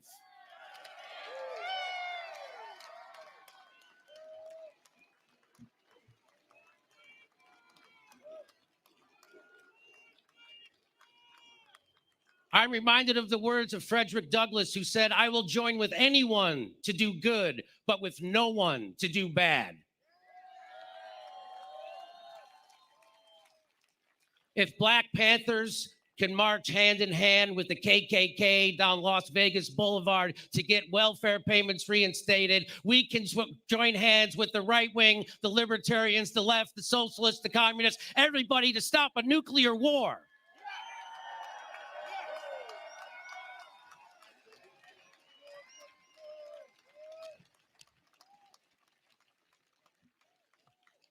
And what's happening right here at this rally is what actually scares the hell out of the establishment. Everybody from the left, everybody from the right, everybody from the middle coming together to realize that we have more in common than divides us, and we share a common enemy. That enemy is the military-industrial complex and the oligarchy, the same oligarchy that did a controlled demolition of our economy, and then they want me to hate my neighbor for the pain I'm feeling because of that, because they wouldn't take a vaccine that didn't work the way they said it did in the first fucking place. Well, I'm not going to hate my neighbor. I'm going to love my neighbor.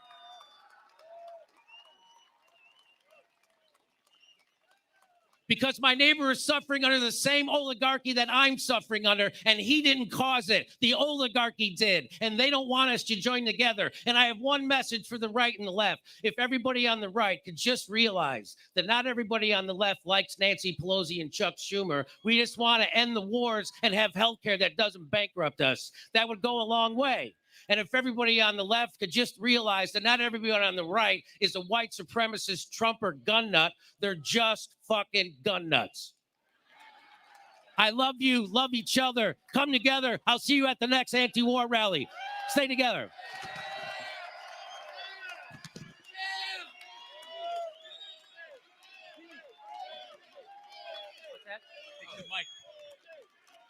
Jimmy Dore!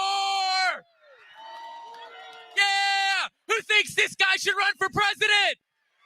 Yeah! That's right! People have spoken.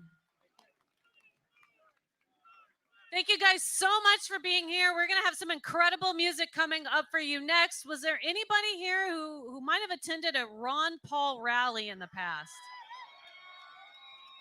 Ron Paul fans in the house. He's going to be speaking soon, but right before that, we're going to have some music for you. We're going to hear from Jordan Page and Tatiana Moroz. Woo! So they're going to Welcome get Jordan set and up. Tatiana. They're going to get set up for us right now. Jordan is a liberty lover, Ron Paul advocate, libertarian singer-songwriter. Tatiana's also a libertarian singer-songwriter and a cryptocurrency enthusiast. Looking forward to it. And her mic is not hot yet, but we'll get that. Ron Paul fans?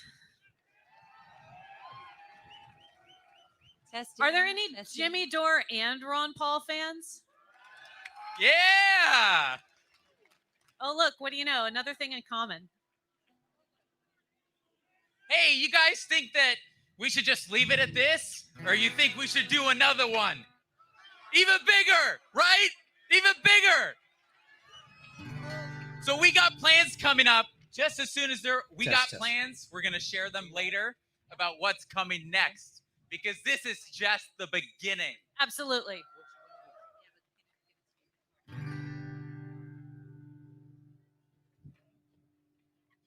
ready.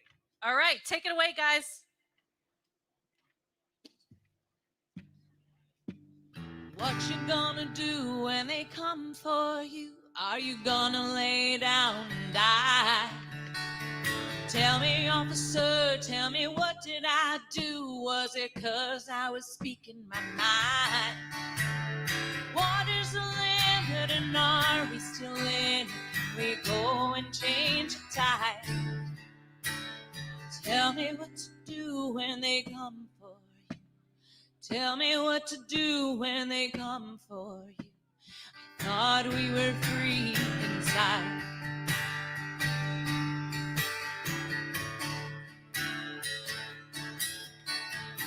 Are you gonna wait? Will you be prepared when they set the world on fire? Did you learn the truth? I know that you're scared, 'cause who would wanna fight for a liar? What is the limit, and are we still in it? Can we go and change a die? Tell me what to do when they come for you. Tell me what to do when they come for you. I thought we were free inside.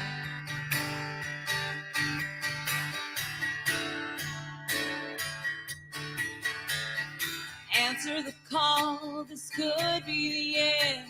Defend our sacred ground. The devil will fall, he isn't your friend. Buying souls by the pound. What is the limit, and are we still in? Can we go and change a tide? Tell me what to do when they come for you. Tell me what to do when they come for you. Thought we were free inside.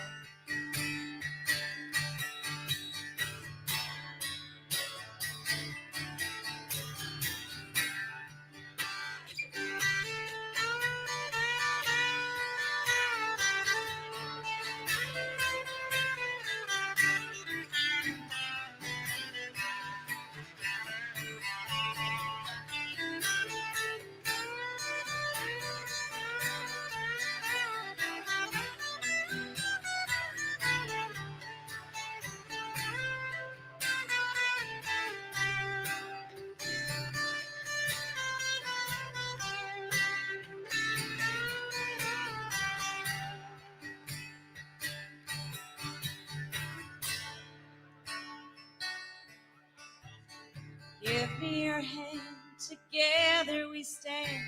We'll fight side by side. God has a plan, come sing with the band.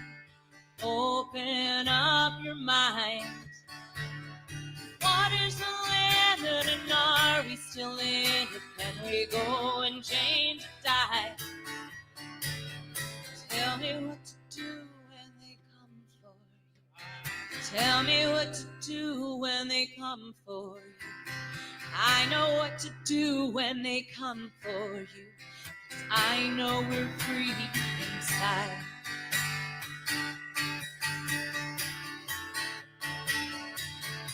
We're free inside. Thank you.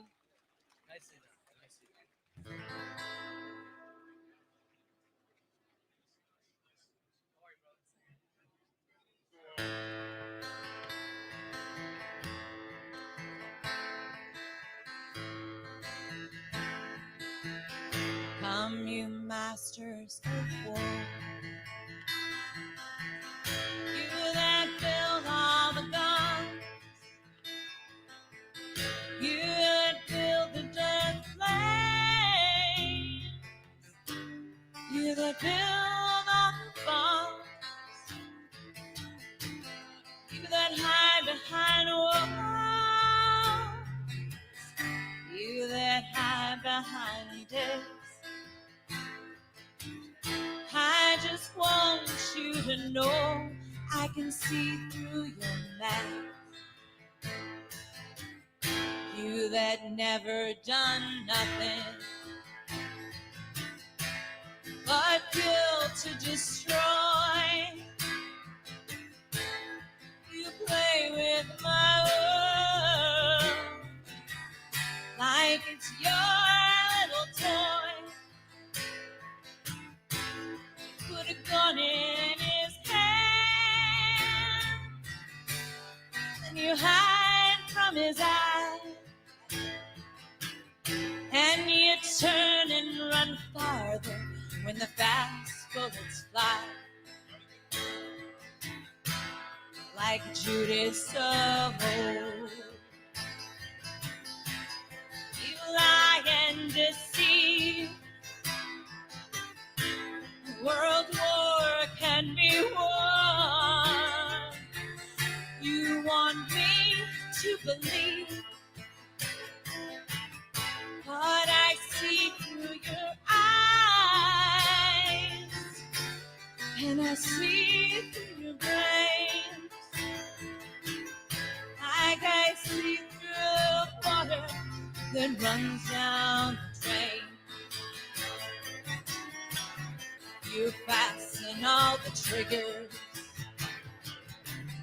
for the others fight. Then you sit back and watch as the dead town gets high. You hide in your mansions while young people's blood flows out of their bodies and is buried in the mud. You've thrown the worst fear that can never be heard, here to bring children into the world, for threatening my baby, unborn and unnamed. You ain't worth blood that runs in your veins. So how much do I know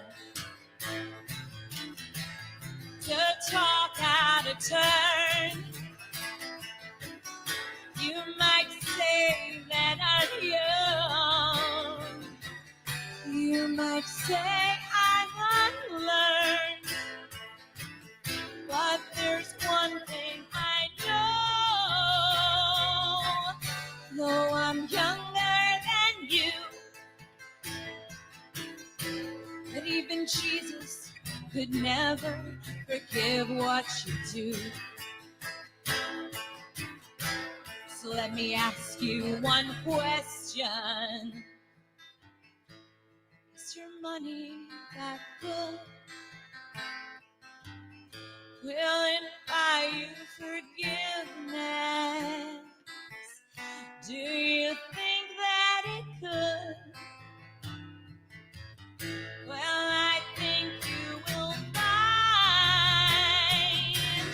find when your death takes its toll, all the money you made will never buy back your soul. And I hope that you die, and your death will come soon. I will follow your casket on a pale afternoon, and I'll watch as your lover down into your deathbed, and I'll stand over your grave till I'm sure that you're dead.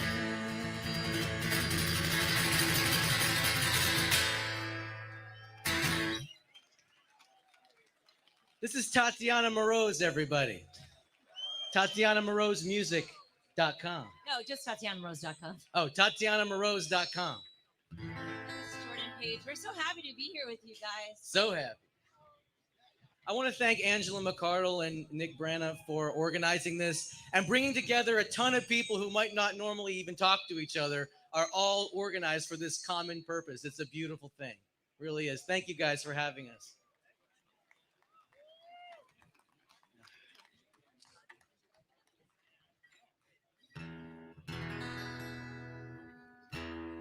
So with any show that I do, my goal is to get you really pissed off and then at the end make you feel really good. So I got 3 songs to accomplish that. So come with me. Here we go.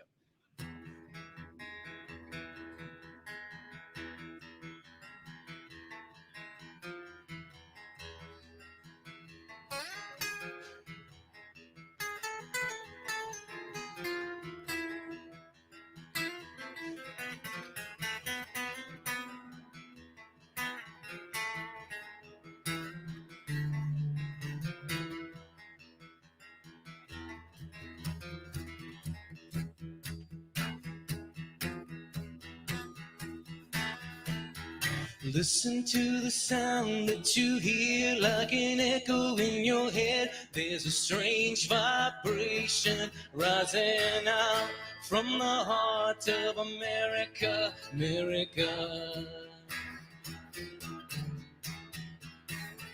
Listen to the sound of the drum calling players to the game of the new world order. Don't be caught unaware when the heads start rolling.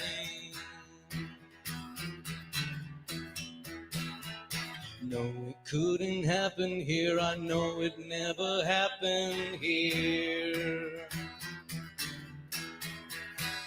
But I will not submit to authority of man. I'm alive, I'm awake. This is more than I can take. If you had an open door, would you kill a little more? Listen to the cries of the dead falling in Afghanistan. Is there no one out there? I see drones dropping bombs on the sons of Arabia. Listen to the sound of applause in a chamber full of men selling out their people as they plan. There are songs on the hearts of America. No, it couldn't happen here. I know it never happened here. And I will not submit to authority of man. I'm alive, I'm awake. This is more than I can take. If you had an open door, would you kill a little more?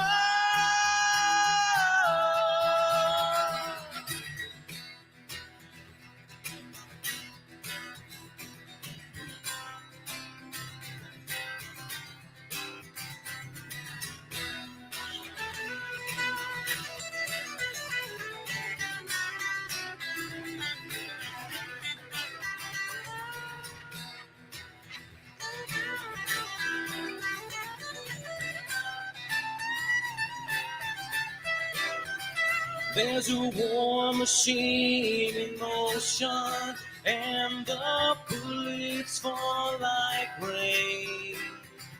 And the light in the eyes of the innocent has faded into pain. Yesterday I knew the world was spinning toward the end. But today I see the wasteland, and it's too late to pretend.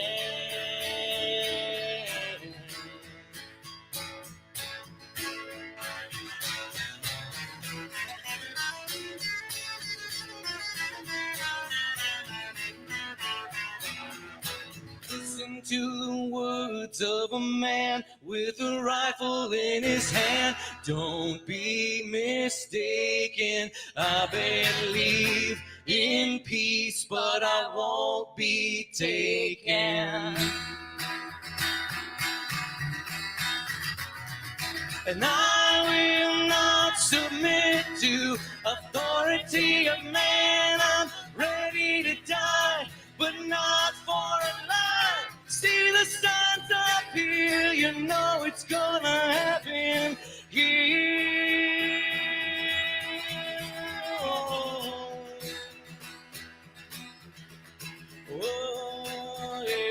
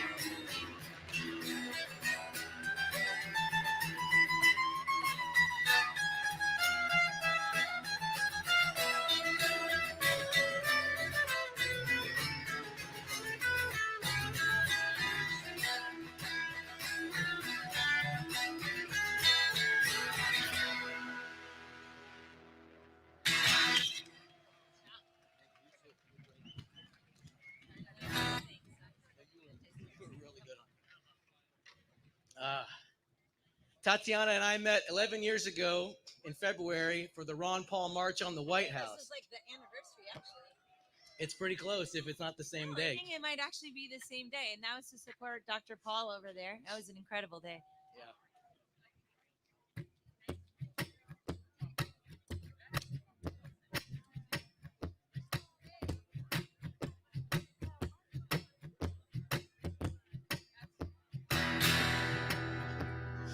This song is aptly titled "The War Machine." I'd like to dedicate this to Henry Kissinger.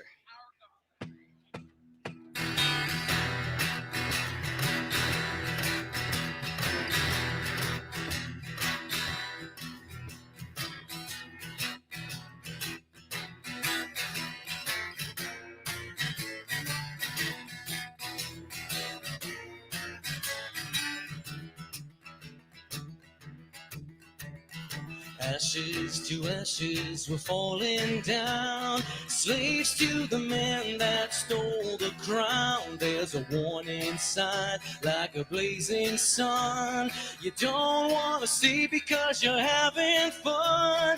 But those who control all the information celebrate and lie to the people to keep us watching.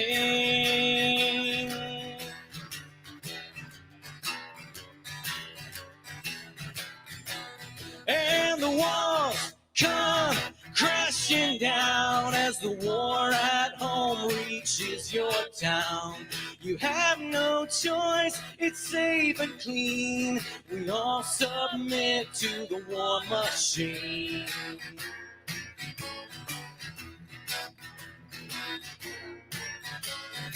Consequence be damned. Send a call for a brawl in a foreign land. We slide their advantage through the door, getting rich off the blood of the fighting poor. Well, that's your democracy, one big hypocrisy. You want me to give my life for country.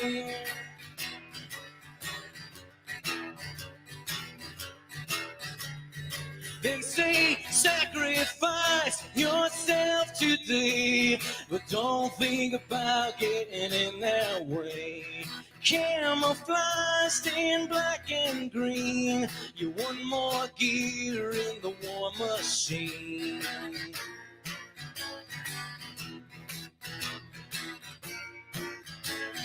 Consequences so severe, so pull your trigger quickly, dear. Our patriots are acting up. Let's punish them with fear. Hey, hey!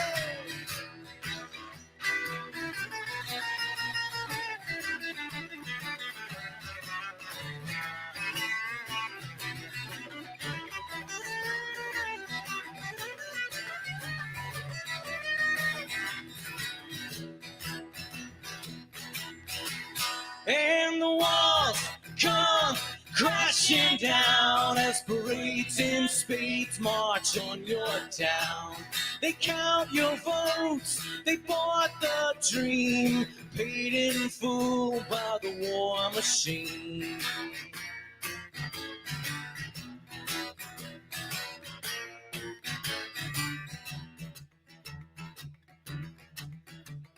So you see the plan, an endless war, a profit scam. The system's right, the news you read, propaganda, plant your seeds in the mindless love of a generation captivated, trained, entertained, and held in bondage.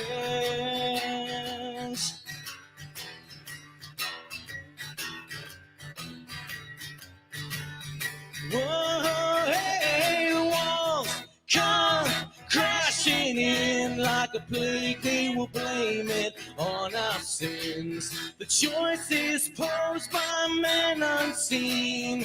Give yourself to the war machine.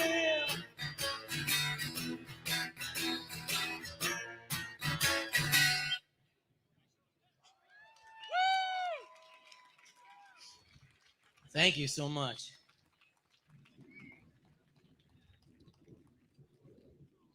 I played that at a Tea Party rally in Cincinnati in 2011. About 12,000 people were there, and about 12 people clapped for that song. I was proud of that, actually. So this last song is it's called Liberty, and for me it was really my part in the whole in the Ron Paul revolution. This was the theme song for me, and I wrote this after being called out that I wasn't writing any songs that asked any questions. That those are the songs that matter, and that's how you change people's minds and hearts. Is you ask them the right question, and so I wrote a song full of questions. And before we do this, I want to give a good shout out to my good friend Richard Grove, who founded Autonomy, who's the host of the Grand Theft World podcast, and he made it possible for me to be here. I live out on the West Coast, and they sponsored me to come out here to be with you guys today. Check out getautonomy.info. Write that website down. It'll change your life.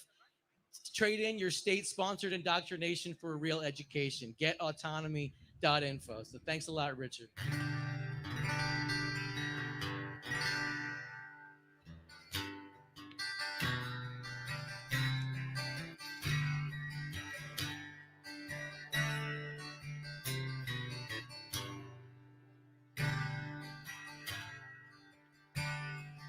Why do we sit down when all should be standing?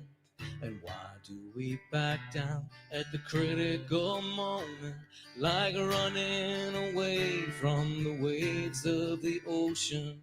We head for the hills with the high tide approaching, as sand slips away from the castle.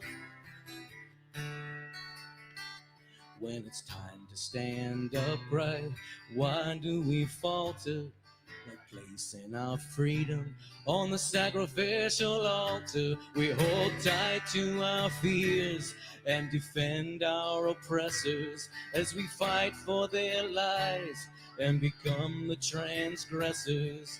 As pacifists transform to violent aggressors.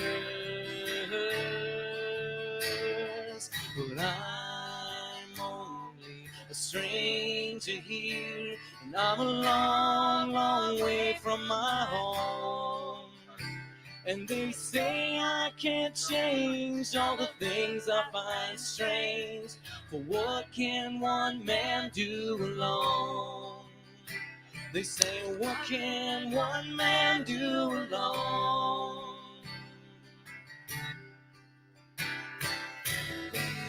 The right time to stand up for freedom?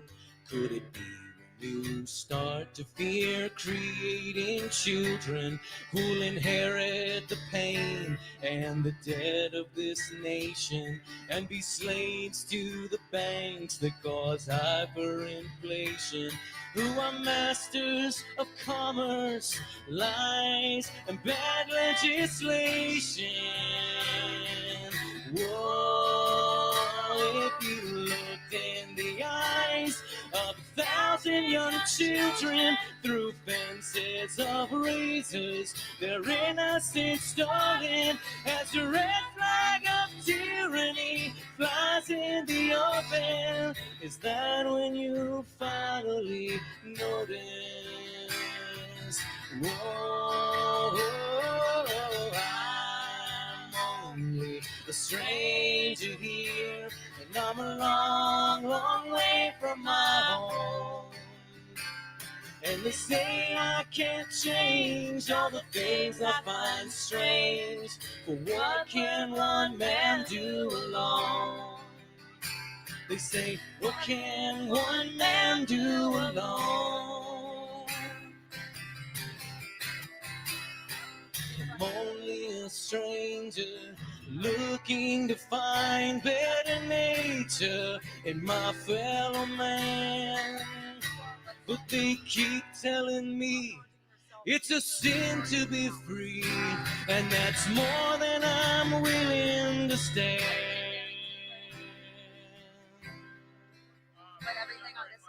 Where will you be when the order is given to censor your mind, as free speech is forbidden, as martyrs for peace from the world sent to prison, shut by the sound of a bellowing thunder, and choke on the blood of a dream going under. As arrogant men tear up our Constitution, and from every direction we cry revolution, standing together and without permission, soldiers for truth in the war of attrition, the love of our children is our ammunition. Oh, I'm only a stranger here, and I'm a long, long way from my home. But I'm going to change all the things I find strange, for I am not one man alone. Yes, I'm only a stranger. I'm a long, long way from my home, and I'm going to change all the things I find strange, for I know that I'm not alone. Yes, I know I'm not alone. Not alone. You are not alone, and we're with you. God bless you all. Peace, Thank you so everybody. much. Thank you very much for having us. Jordan Page, Tatiana Moroz. Tatiana Moroz. Can't wait Thank to hear you. the next speakers. Thank you so much, you guys. Beautiful anthem of liberty and peace, which is something that we all really need. Our next speaker is the editor of the Libertarian Institute, the editorial editor, director of antiwar.com, and author of Enough Already. Let's welcome to the stage Scott Horton.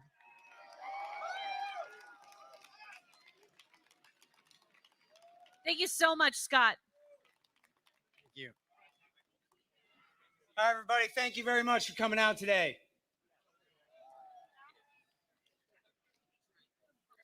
The Russia-Ukraine war is a catastrophe.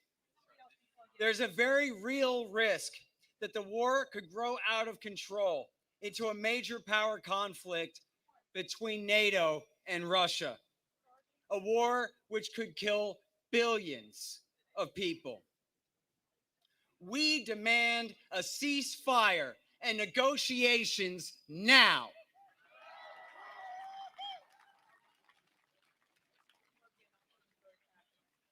And yes, this war was provoked. That's the title of the book I'm working on now. It's 540 pages so far, and that's the abridged version. Here's the even shorter version. Bush Sr. made a promise at the end of the Cold War not to extend the NATO military alliance east into the former Warsaw Pact states. But he was lying. It was a promise that was made to be broken. When Bill Clinton came in, he inflicted a policy called shock therapy on the Russian economy, which absolutely destroyed it and led to the deaths of millions, literally millions of excess deaths in the 1990s. He also rigged the election of 1996 to prevent the people of Russia from throwing out Boris Yeltsin, who had helped the Americans to inflict this policy on them. He also backed bin Laden's Mujahideen in Bosnia, Kosovo, and Chechnya.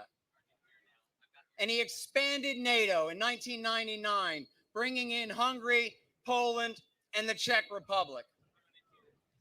The great Ron Paul, congressman from Texas, at the time warned that this would not strengthen NATO, but weaken it by provoking right-wing nationalist ethnic backlash against the new order in Europe.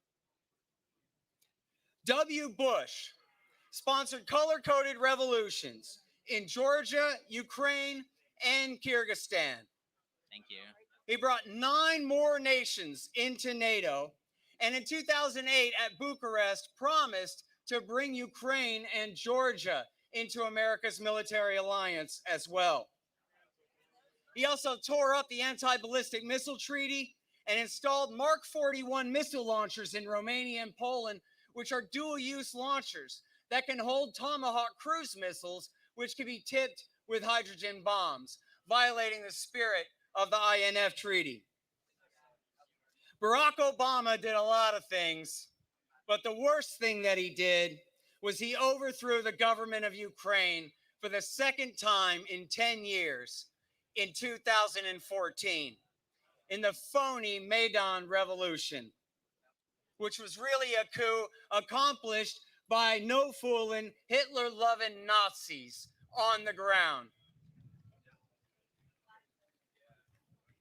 Now, Donald Trump came in and was falsely accused of being a pro-Russian traitor. So what did he do? He poured hundreds of millions of dollars worth of arms into Ukraine to prove that it wasn't so. He sent more trainers and added more sanctions on Russia.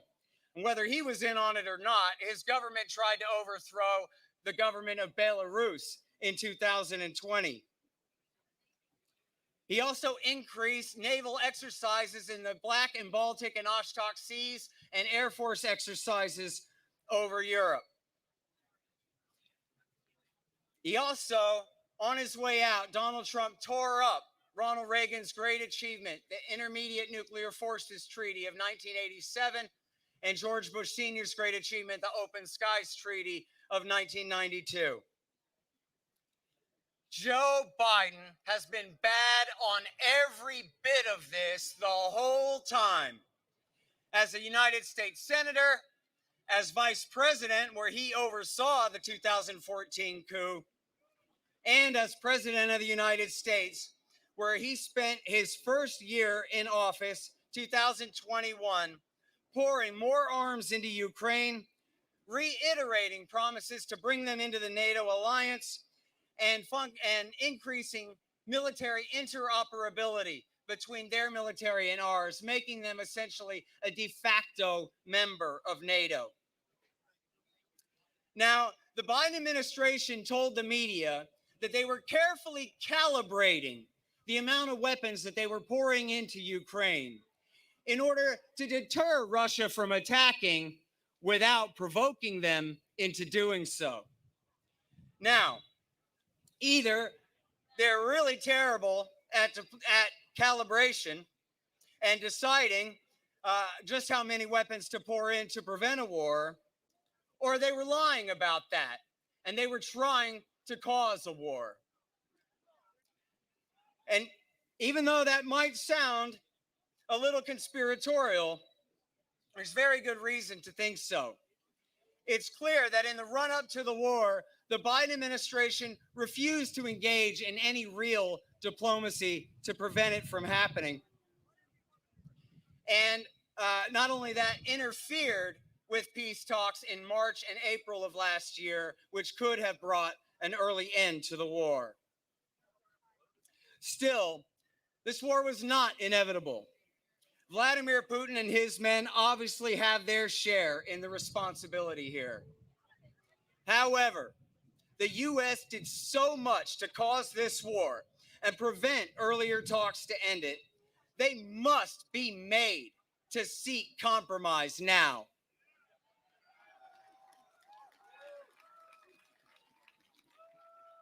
The former chairman of the Joint Chiefs of Staff, Mike Mullen, and the current chairman of the Joint Chiefs of Staff, Mark Milley, have both said that it's time for Ukraine to quit this war while they're behind before they get too much further behind. Officials told the Washington Post 2 months ago that they understand Ukraine cannot win this war. They just want to prolong it a little bit longer before the peace talks. Well, that's just not good enough. They cannot win. They should be talking to end the war now. Now, some of you might be familiar with a study from 2019 put out by the Rand Corporation. It was called Extending Russia, Overextending Russia. It was all about how to provoke Russia into expensive new commitments in Syria, in Central Asia, and including in Ukraine. But the point I want to bring up to you from that Rand study that was pleasantly surprising to me was how often they bring up the importance of public opinion in that study. Well, we would like to do X, but the people of Germany are against it. We'd like to do Y, but the people of France won't stand for it. We think we'd like to push this far, but public opinion polls in America say that the people will not tolerate it. You might not have thought that they cared about what we thought at all, but they do. They know that we have the power to make them stop.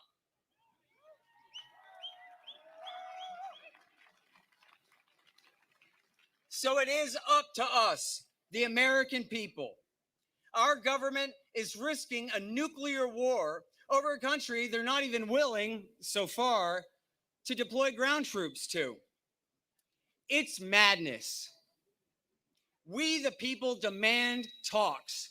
Negotiate now. End this war. Thank you. Scott Horton.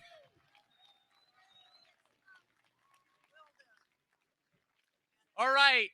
Thank you, Scott. Next up, we have someone who embodies the courage that everyone in the government, everyone in the military-industrial complex needs to show, and that is Ann Wright, because in 2003, in the lead up to the Iraq War, Ann resigned from the State Department. She resigned rather than go along with the Iraq War. That's the kind of courage we need, the kind of courage that Snowden showed, that so many others have shown, that have stepped down.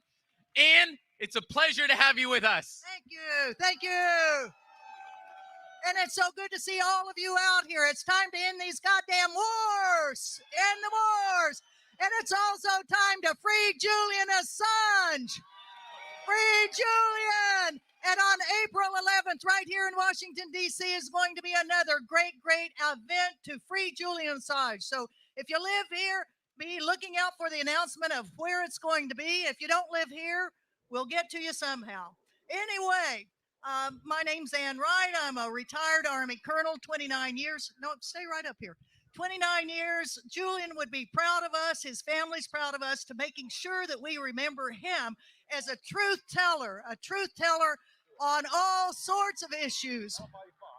And one of them was the Iraq War that I resigned over almost 20 years ago next month. I was one of 3 diplomats that resigned in opposition to the war in Iraq. And if I had another resignation to give, I'd give it on this one. Everybody ought to resigning on these wars. I mean, it's just to think that all these nations say it's our national security, therefore we have to invade and kill other people. It's just plain wrong. It's plain wrong. And if you look at other things that are going on, I live in Hawaii, and that's halfway to China. And guess what's going on there? The provocations that the U.S. government is doing on China, we need to be protesting that. Let's prevent that war. We were unable to prevent this war that's going on in Ukraine. So we got a lot of work to do. There are lots of countries that are saying we don't want to have this war going on because we know what can happen. It can be a war that starts over the whole world. I mean, the use of nuclear weapons, it's already been talked about. When the elephants are stomping around, it's the little people that get hurt. And it's all us little people all over the world that get hurt unless we can get this thing stopped. So the reason we're here is saying that there need to be negotiations. I mean, there needs to be talk. There needs to be dialogue. It sounds kind of simple. It's kind of like school, isn't it? You know, when the bullies start pestering people, you have to sit them down and let's talk this thing out. So what can you do to help this happen? Well, if you're going to be in town on Tuesday, you can join us at the U.S. Congress to go after our Congress people that are just as big of warmongers as every one of these administrations, presidential administrations.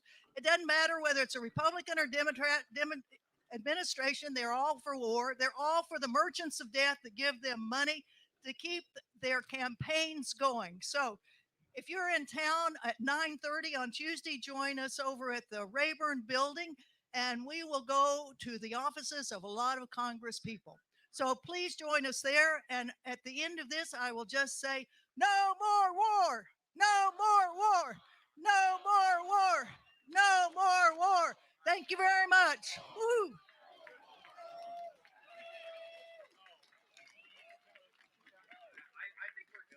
Thank you. All right, and right. Next up, we've got someone who I'm sure most of you know, and that is host of the Combo Couch, Pasta Jardula. Pasta, it's yours. Take it away, man. Yo, let's give it up for Nick Brana and Angela for putting this on. And let's go with the flow. Free Julian Assange. Say it again, free Julian Assange. All right, before we get started, I need everybody to take their phone out really quickly and mark yourself safe from a Chinese spy balloon. Can you do that real quick? Go ahead there. So, who knows about General Smedley Butler out here? Right? I can't believe nobody's even mentioned him today. War is a racket.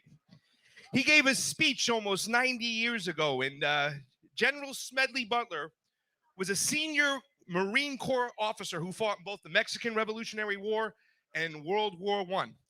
At the time of his death, Butler was the most decorated Marine in U.S. history. During his 34-year career, he participated in military actions in the Philippines, China, Central America, the Caribbean, and France. But later in his years, Butler became an outspoken critic of the wars and their consequences. In 1935, he gave this beautiful speech called War is a Racket. Just going to read the first paragraph. It says, war is a racket. It has always been. It is possibly the oldest and easiest, most profitable, surely the most vicious. It is the only one international in scope. It is the only one which profits are reckoned in dollars and losses in lives. A racket can be best described as something that is not what it seems to the majority of people. It is only a small inside group that knows what it's about. It is conducted for the benefit of the very few and at the expense of the many. Out of war, few people make huge fortunes. And the crazy thing is it's the same today as it was back then. War is still a racket. As it was a racket in Vietnam, when the government lied to us about the Gulf of Tonkin. False flags incite and appear to justify war. Don't be fooled, they're still doing it today. But companies like Dow Chemical made millions producing dangerous gases used to suffocate and kill the women and children of Vietnam, destroy their agriculture and their civilization. Has anybody ever heard of napalm? Dow Chemical. And did I mention that all wars are bankers' wars? Let me hear you say it. All wars are bankers' wars. And war is still a racket. As it was in Nicaragua when the CIA conducted a civil war by selling crack cocaine in the United States. They killed black people at home and brown people in Latin America. The prison industrial complex exploded. It's increased almost 700% since the 1970s with mandatory minimums. Tell me, is war still a racket? And did I also mention that all wars are bankers' wars? You're damn straight over there. And war is still a racket. The same way it was in Iraq. When people refused to deal with the fact that Saddam did not have chemicals or weapons. Okay? One man tried to stop the war, but it didn't happen. So I say all wars are still bankers' wars. Are they not? You're damn straight. Now, the first thing we have to do is realize that we have no friends here in Washington. For we have a Congress that is more like professional wrestling.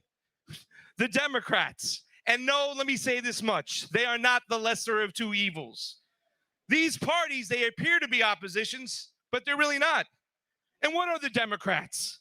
They are the let's send weapons to Ukraine Democrats, the let's invade Haiti Democrats, the let's sanction the hell out of Syria Democrats, the, oh, I like this one, the we came, we saw, he died Democrats.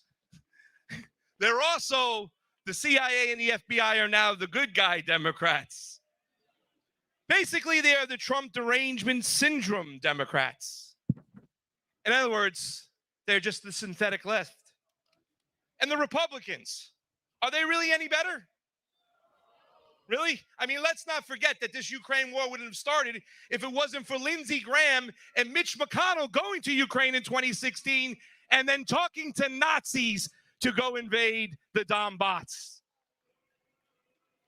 Mitch McConnell was just seeing Zelensky last year in a delegation with the Republicans. Let's not forget, they're also the Afghan war and the Iraq war Republicans. Let's sanction the hell of the Nicaraguans, Venezuela, and Cuba because they're socialist Republicans. The let's take on China because of a balloon Republicans. They are, in essence, we still remember who you are, Republicans. And yes, Matt Gaetz is now floating a bill out there to end the Ukraine war, and that's great. You want to end war, so be it. I'm all for it. Frankly, I think you're a little bit too late because almost 250,000 people are dead. But let me just say this to the Republicans out there right now. Don't think for 1 second, we're going to let you defund a war in Kiev against Moscow and then take that money over to Taiwan and start another proxy war with Beijing. It's not going to happen. Did I mention that all wars are bankers' wars? Let me hear you say it. So here's my speech. It's all messed up as the wind is blowing, but let me just finish up with this. Yeah, let's just ditch it. So this is the hard part, right? We understand what we're up against. We understand that we have no friends here in Washington. So what do? What do we do? This hasn't been the first time this has happened before. They had major protests against the Iraq war. They had major protests against Vietnam. But yet, we're back to where we started from. And I know it's kind of trite to say, hey, we got to come together, but we must. The ruling class has definitely separated us. They got us fighting against each other. So all we can do is get in there and get dirty and have some robust discourse. We got to cancel culture. We got to forget about our isms and talk.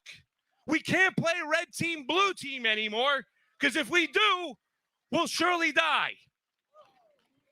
So I just want to say thank you for giving me the opportunity to speak here today. Remember that all wars are bankers' wars, and let's do the work. Let's come together. Let's love, let's fight back, and let's rage against the war machine. Thank you all so much. Thank you so much. Thank you for that energy and that strong message. Up next, we have investigative journalist Wyatt Reed. Thanks so much for being here with us. Thank you. Thank you so much. What an incredible crowd. You know, it's a beautiful thing to see so many people from so many different walks of life unite today to come out and say it's time for Washington to stop prolonging this war in Ukraine. And it's such an honor to speak alongside so many incredible anti-war figures, people like Dennis Kucinich, Ron Paul, people who've been, let's hear it for him. These are people who've been working to bring an end to endless war since before I was born. And today we're here to make sure our kids don't have to do the same thing tomorrow. The thing about war is that in America, sometimes it can seem so abstract to us, like it could never hit home here. But it can, and it does. You know, I grew up in Southwest Virginia down the river from the Radford Arsenal, where all the propellants used in American rockets and artillery shells are produced. And every month they burn the explosive waste and they dump that sludge into the New River. So when I grew up, we just got used to the fish in the river with tumors that were bigger than their heads. We got used to our dad's buddies dying in unexplained explosions. We got used to our friends getting thyroid cancer in their late 20s. And it wasn't until I saw this war in Ukraine up close and I was on the receiving end of these American shells that we are killing our own people at home to produce that it came full circle for me.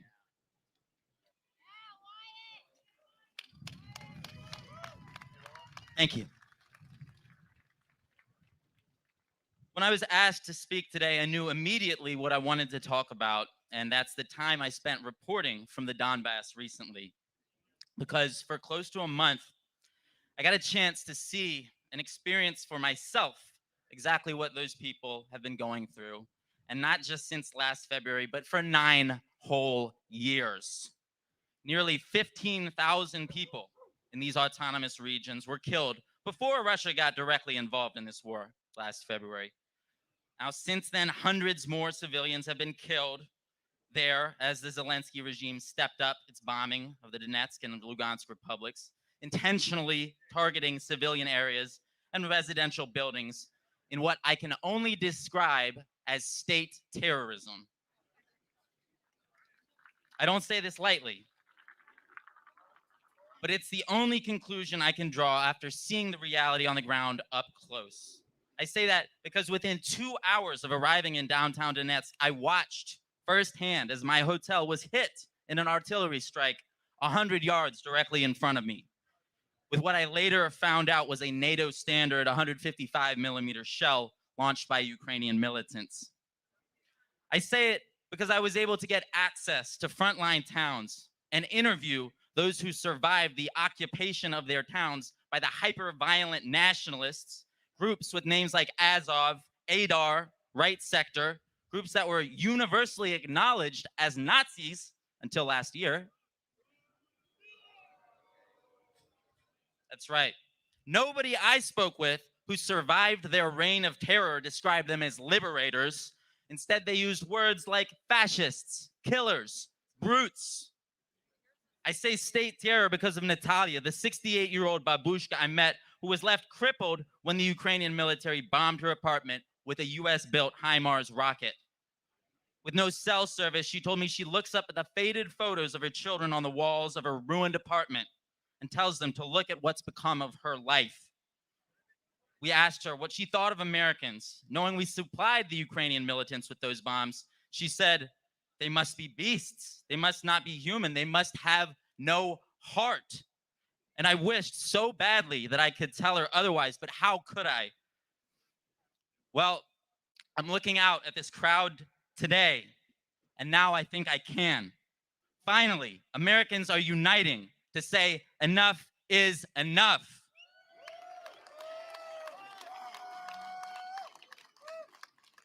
If you think lives like Natalia's matter too, if you think it's time to put an end to Ukrainian boys and men getting slaughtered after being conscripted at gunpoint, if you think it's time to stop sacrificing hundreds of thousands of lives to try to overthrow the Russian government and send a message to China that it's time to stop the endless escalations towards all-out nuclear war, then it's time to stand up. It's time to stand with the people of the Donbass. Stand with the other Ukrainians too. The Russian speakers in the East who are banned from mainstream media airwaves, who've been systematically silenced and erased since the US-backed coup in 2014. So spread the word. Tell your friends, tell your family, tell your member of Congress, stop pouring gas on the fire. Stop sabotaging the peace deals. Not a single penny more for these war criminals. Let's have peace for the people of Donbass. It's time for negotiations, not nuclear weapons. Thank you. Wyatt Reed. All right. So just so everybody knows, of course, and I think everybody does, after this, we're not just going to deliver the anti-war message here. We are going to march to the White House. But first, we have a long-time staple of the anti-war movement, long-time anti-war activist, and that is David Swanson. He is the co-founder and executive director of World Beyond War. David Swanson. Thank you, Nick. I want to say thank you to everybody here today, and especially to those of you who have been here to oppose every war, or who are now committed to opposing every war. This Lincoln Memorial glorifies a war of long ago, and it really doesn't matter what our various opinions are on the wisdom of the U.S. having used war, unlike much of the rest of the world, as a tool against slavery.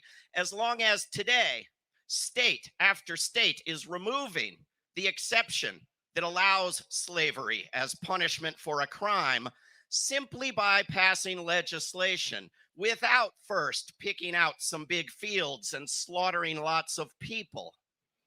I haven't read a single proposal to end mass incarceration that says the first step should be mass murder and leveling cities, and the second step, banning mass incarceration.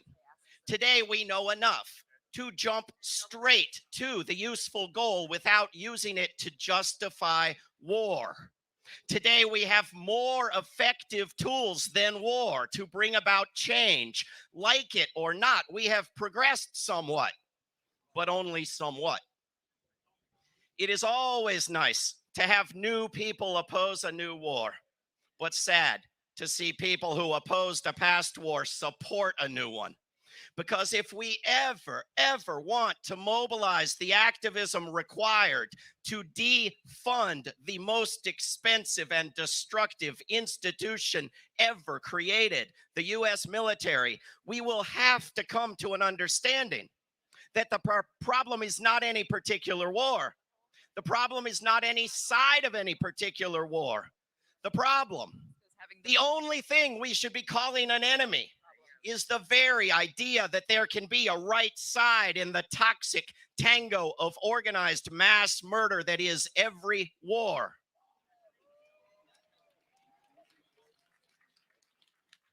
I'm not here to demand that the U.S. stop arming Ukraine in order to aid me or those near me.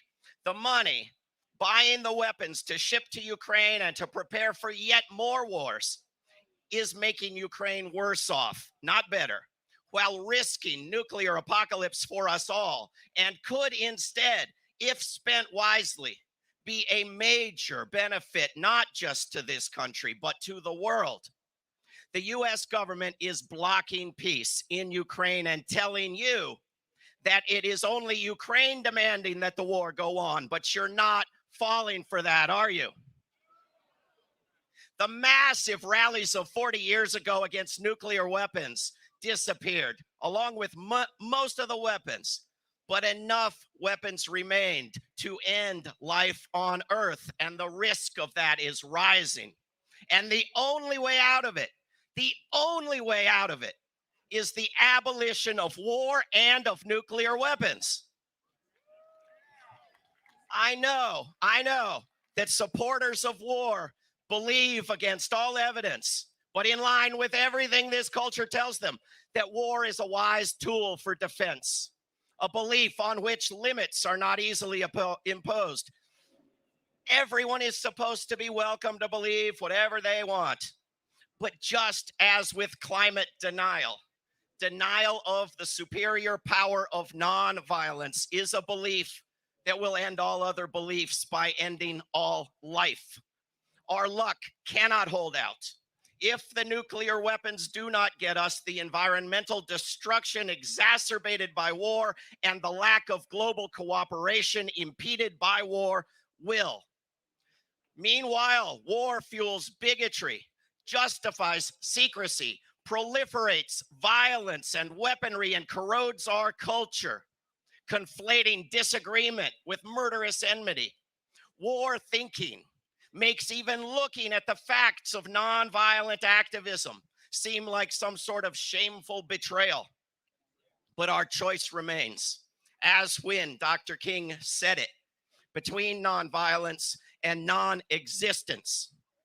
Any world we can hope for our children and grandchildren, is a world beyond war. A world perfectly possible if we choose it, in which governments behave with the minimal decency we expect of preschoolers. A world in which we don't litter this new Roman Forum with marble celebrations and phallic eyesores, glorifying the greatest orgies of mass murder, but in which we model and praise generosity, humility, understanding, and self-sacrifice without violence. A world we will only get if we place ourselves in the way of business as usual in this town. I leave you with these goals: Russia out of Ukraine, NATO out of existence, the war machine abolished, peace on our planet.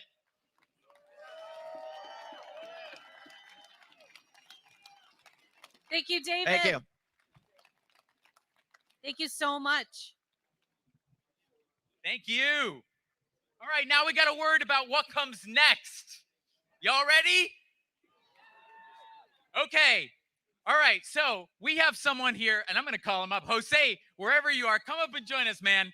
Jose Vega. Who's heard of Jose Vega?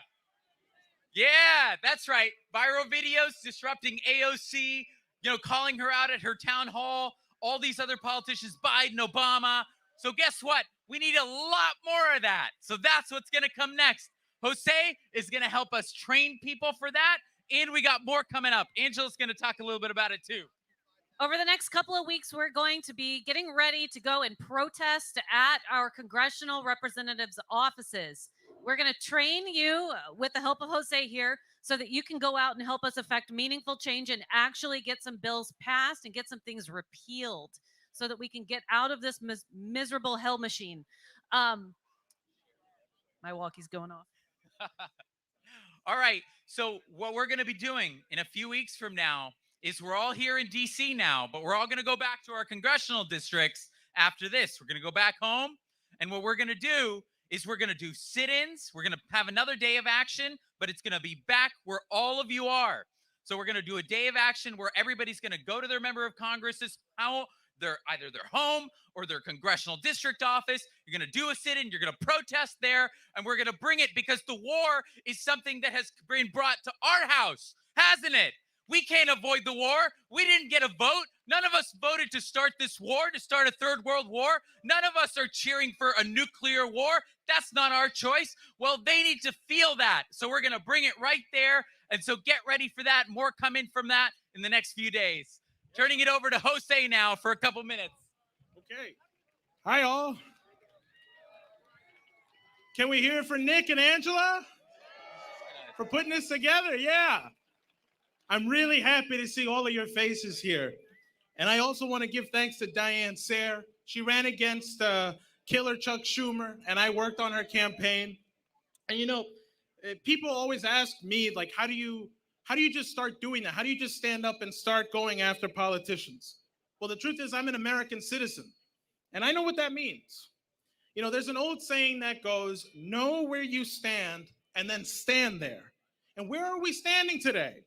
100 years ago, this Lincoln Memorial was constructed. And inside, there's a sentence from the Lincoln's Gettysburg Address, which says that we highly resolve that government of the people, by the people, and for the people shall not perish from the earth. But How do you actually do that? My answer is we have to be that free government that we intend to preserve, to improve, or to create. We, not our elected representatives, are the fourth branch of government.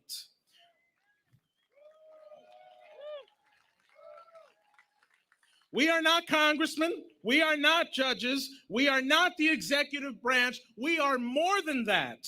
We are the people. We are not a political party. We are the people. And we have the responsibility not to be divided in the face of injustice. What we do in America affects the whole world. So why are we, the people, doing nothing to stop our unjust wars? The bankers of Wall Street, City of London, the bank rollers, and the war profiteers hate you, us, as much as they hate Vladimir Putin or Xi Jinping, and maybe more. Judge them by their deeds. And if you don't believe me, look at our cities. They are destroyed. And it's even worse now. You know, I'm from the Bronx in New York City, and we used to say it's burning. But look what's happening in Ohio. It's burning down too. Will you, the people, rise up to stop it? And so to close, I would like to say that we have to listen to other nations and reject the idea that war is a form of diplomacy. Martin Luther King, who spoke here and is with us here on the Mall, made the point that there is such a thing as being too late. It is not yet too late, but only if we unite above party, ideology, and personality. We have to establish principles for a new strategic and development architecture that treats all nations equally. And only when we remember that we are the people, that we have the responsibility to reverse injustice, foreign and domestic, will we create something better, a more perfect union. If we do our job, we will be the government that we and the whole world wants to see. So let's get to it.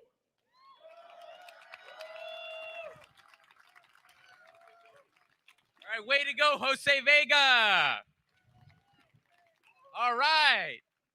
Next up, we have journalist at the Gray Zone, Anya Parampil. Anya, turning it over to you. Hey, everybody. Thank you, Nick.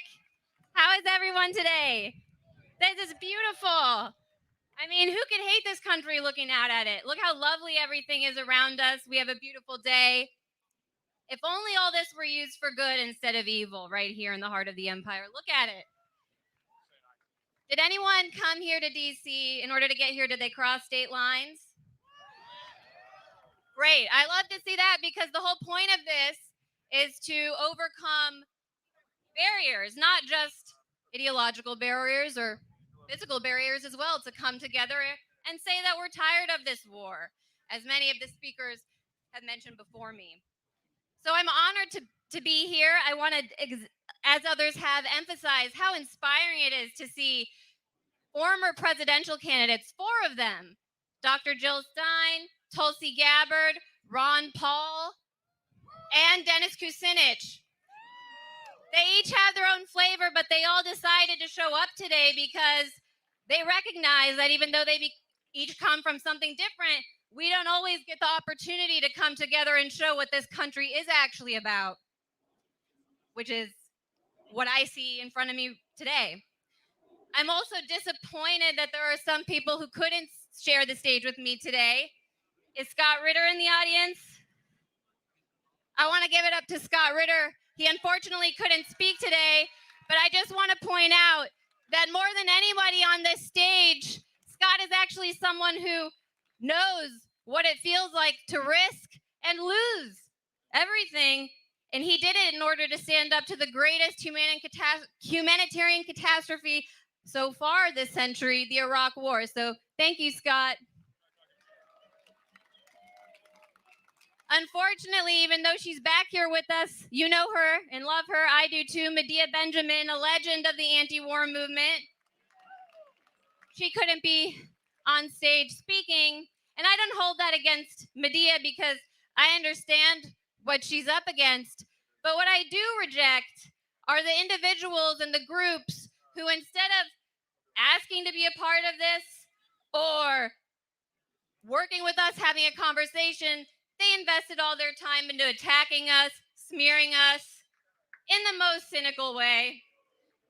And the reality is, building an anti-war movement is not about building anybody's personal vanity political project. It's not about building even necessarily individual parties. It's putting all of that together over the one umbrella of ending the war. We don't have the luxury in the grassroots when we're fighting for something to say that we want to play clubhouse politics and that we want to sit in the same houses, talk to the same people that we've been talking to for, in some cases, decades, other cases, years. And everybody thinks the same, everybody looks the same. That's not fun, that's not growth, and that's definitely not building a movement. So I actually think it's great that people can come together and discuss the areas where they disagree. And, you know, we can debate whether or not teenage girls should have to share locker rooms or compete in athletics against biological males another time. Because the reality is, if the people who run this country right now continue down this path, those other questions aren't even going to matter. They're not going to matter. We all know the stakes of this war. And our job in the grassroots is to understand the stakes of the war and communicate to the people the stakes of the war and the cost of the war. And I mean all the U.S. people, regardless of what they believe in on other issues. We are all affected by this, not just in terms of the taxpayer dollar cost. I mean, we should be communicating to people that the price of gas at the pump, the price of the food they're buying right now is all tied to this war. You think sanctioning Russia's oil means that Russia's not going to make money off their oil? No, it just means we're sanctioning ourselves, not able to buy that oil, and then suddenly the price of oil goes up. I wonder why that is. So it's about communicating the stakes and the real cost to people who might see the war itself as abstract. But it is also, I think, about being serious about what we're actually living through right now. I hear a lot of people talk about the lead up to World War III, and that's what we're experiencing right now. Hello. I would actually argue that we're already living through World War III, because the world war that we are going to experience, or that we are experiencing in our generation, is not of the same nature as the world wars past. There's not trenches. The nature of the war is different. The battle is different. It's a hybrid war. They have economic sanctions that they levy as part of this war. They wage a media war through your mind now, not just on the television, but through social media as well. And there's a proxy war. There's a covert aspect, which is what we're seeing play out in Ukraine. Don't think for a minute that it's a war between Ukraine and Russia. It's a war between the United States and Russia. And our leaders openly say it. You've heard them all. The biggest cheerleaders of sending more war to the front line in Ukraine always make this really odd point. They say, no, it actually is a good investment because we can give them the money and they'll fight the war and we don't have to. Haven't you heard that? You've heard them say it over and over again. I heard Hillary Clinton say it. I hear Lindsey Graham make it. And the people who say that, they are so demented because they are openly stating that their whole vision for the war is dependent on their ability to send every last Ukrainian father, son, brother, friend onto the front line. They are happy to fight to the death of the last Ukrainian. The United States is. And so standing here and organizing something like this is actually the real way to stand up for Ukrainian lives, because the war, they're the ones suffering the most.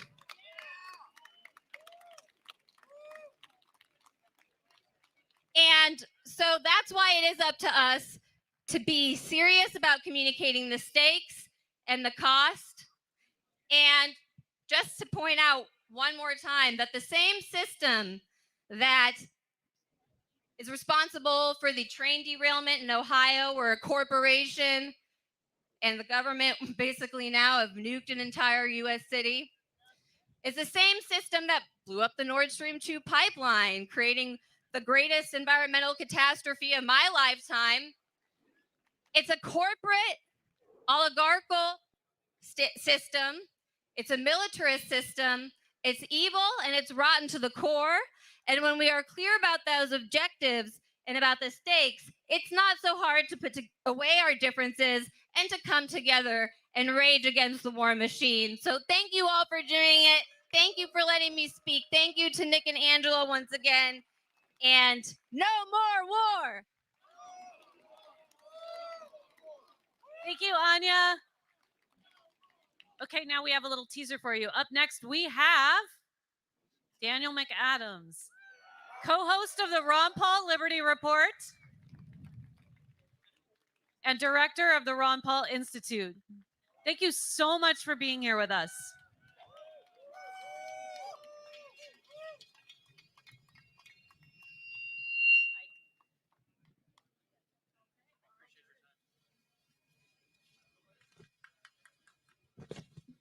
They lie.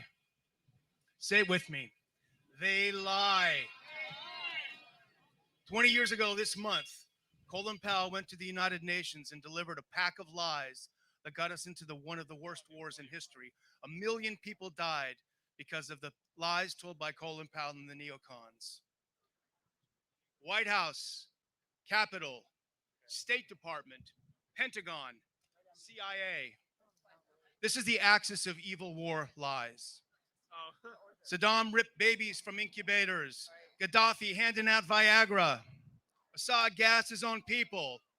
Putin losing badly, but about to march into Berlin.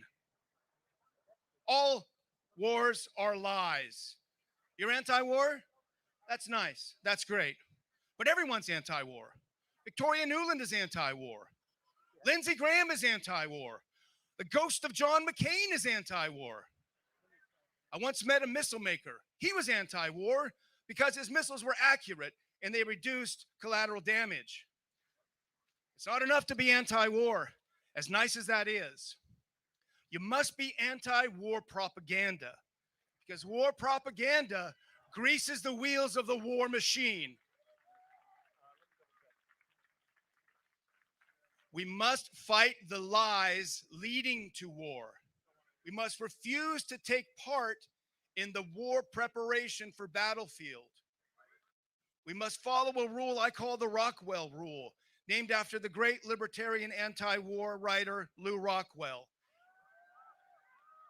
Refuse to demonize any leader or any foreign government the CIA wants to be demonized. Refuse to do their work for them. They don't care that you don't support war. They want to get you to say it. So-and-so is a monster. Say it. Because when you say it, you help the war machine move a little closer. And then they'll say, see, even the progressives think that so-and-so is a monster. Even the libertarians say so-and-so is a monster. Yeah, they don't want to go to war. But see, they agree with us. Now we're proactive. We want to do something about it. They're lazy layabouts. They don't want to do anything about it. So when you participate in the demonization that the CIA wants you to participate in, that the warmongers want you to participate in, you help the war machine move along. The only antidote to their lies is truth. So pray for peace and speak the truth.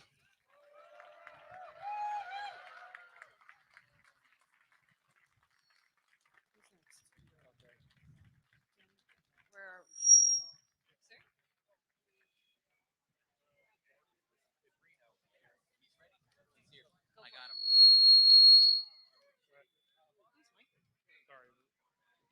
All right. Next up, we have 3 former members of Congress who came to join us today. I think you know their names. Dennis Kucinich, Tulsi Gabbard, Ron Paul, We're going to start with Dennis Kucinich, former member of Congress from Ohio. Take it away, Dennis. Do you want this, Dennis? Thank you, Nick. You're welcome to stand in front of me. It's a pleasure to join Ron Paul and Tulsi Gabbard and all the other speakers and all of you at this important event.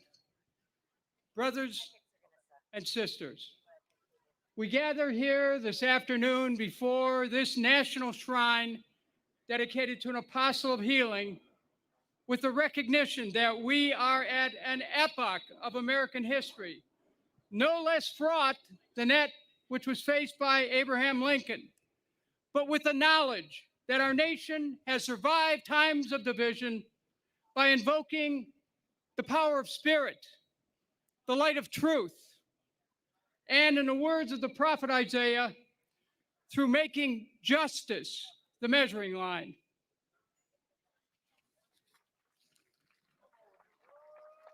We are here today in painful recognition that our government does not have the capacity to heal the divisions in this nation or the willingness to use the basic science of human relations, sincere diplomacy, to avoid violent conflict, and is, in fact, unwilling to end conflict peacefully.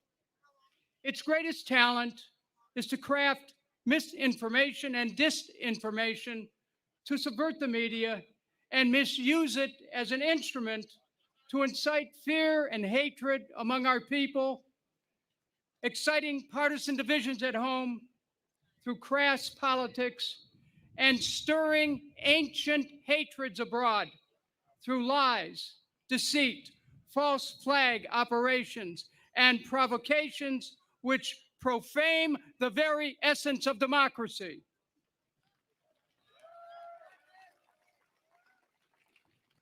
In blowing up the Nord Stream pipeline, this government has deliberately circumvented Article 1 of the U.S. Constitution, the authority of Congress to make war. It has violated international criminal law by conspiring to commit acts of sabotage and violence on the high seas. It has used illegal and unconstitutional means to destroy the energy resources needed to protect millions of people in Europe during the winter, and then to profit from its illegal actions by selling energy to Europe at a 4 to 6 times markup.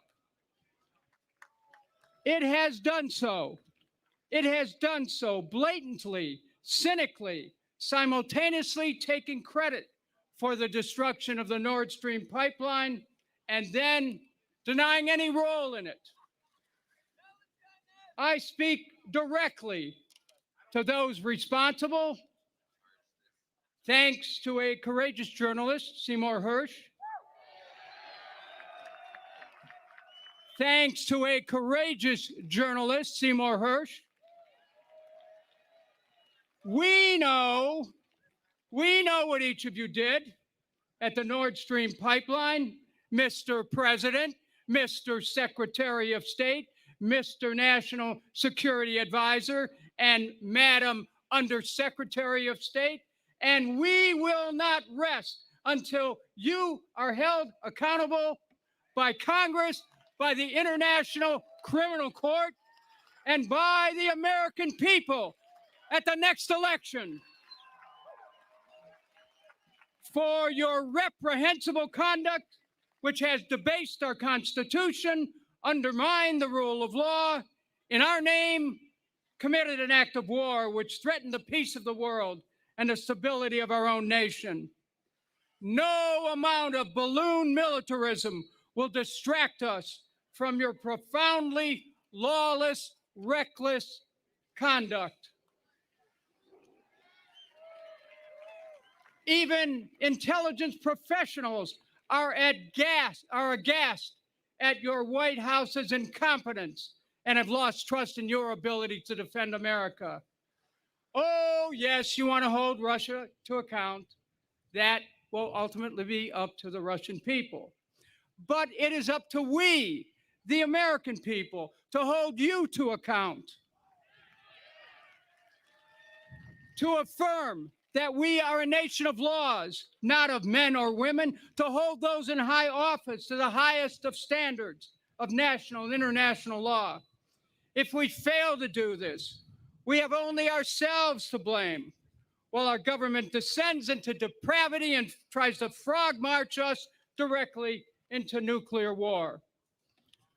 Under the pretense of the pursuit of national security, our government's aggressive nature has alienated nations of the world and caused them to withdraw from commerce, with long-term implications for the value of our dollar and our financial security. Our government has ceded our sovereignty in matters of commerce to the World Trade Organization, to the detriment of American industry and American workers. It has ceded our national sovereignty in matters of peace to the North Atlantic Treaty Organization, which prefers military escalation to peace and is content, together with this administration, to use the good, courageous people of Ukraine as pawns in a vicious and deadly geopolitical chess game, which began well before the illegal Russian invasion. And it is now planning to do for the people of Taiwan what it has done for the people of Ukraine, portraying China the aggressor while surrounding China with about 200 military bases. At home, our government has supported devastating gain-of-function research, which loosed the pandemic across our land. It has perverted social media to suppress legitimate debate over COVID policy to the detriment of the health, welfare, and the will of Americans. And it has enabled the federal government law enforcement to be weaponized against political opponents and has injected itself into social media organizations to impose political and ideological censorship in a manner characteristic of totalitarian rulers, attacking the patriotism of those Americans who dare ask questions. Such a government is neither deserving of the trust of the American people nor worthy of our tacit consent to make decisions in our own interests. This passage from the Declaration of Independence is compelling.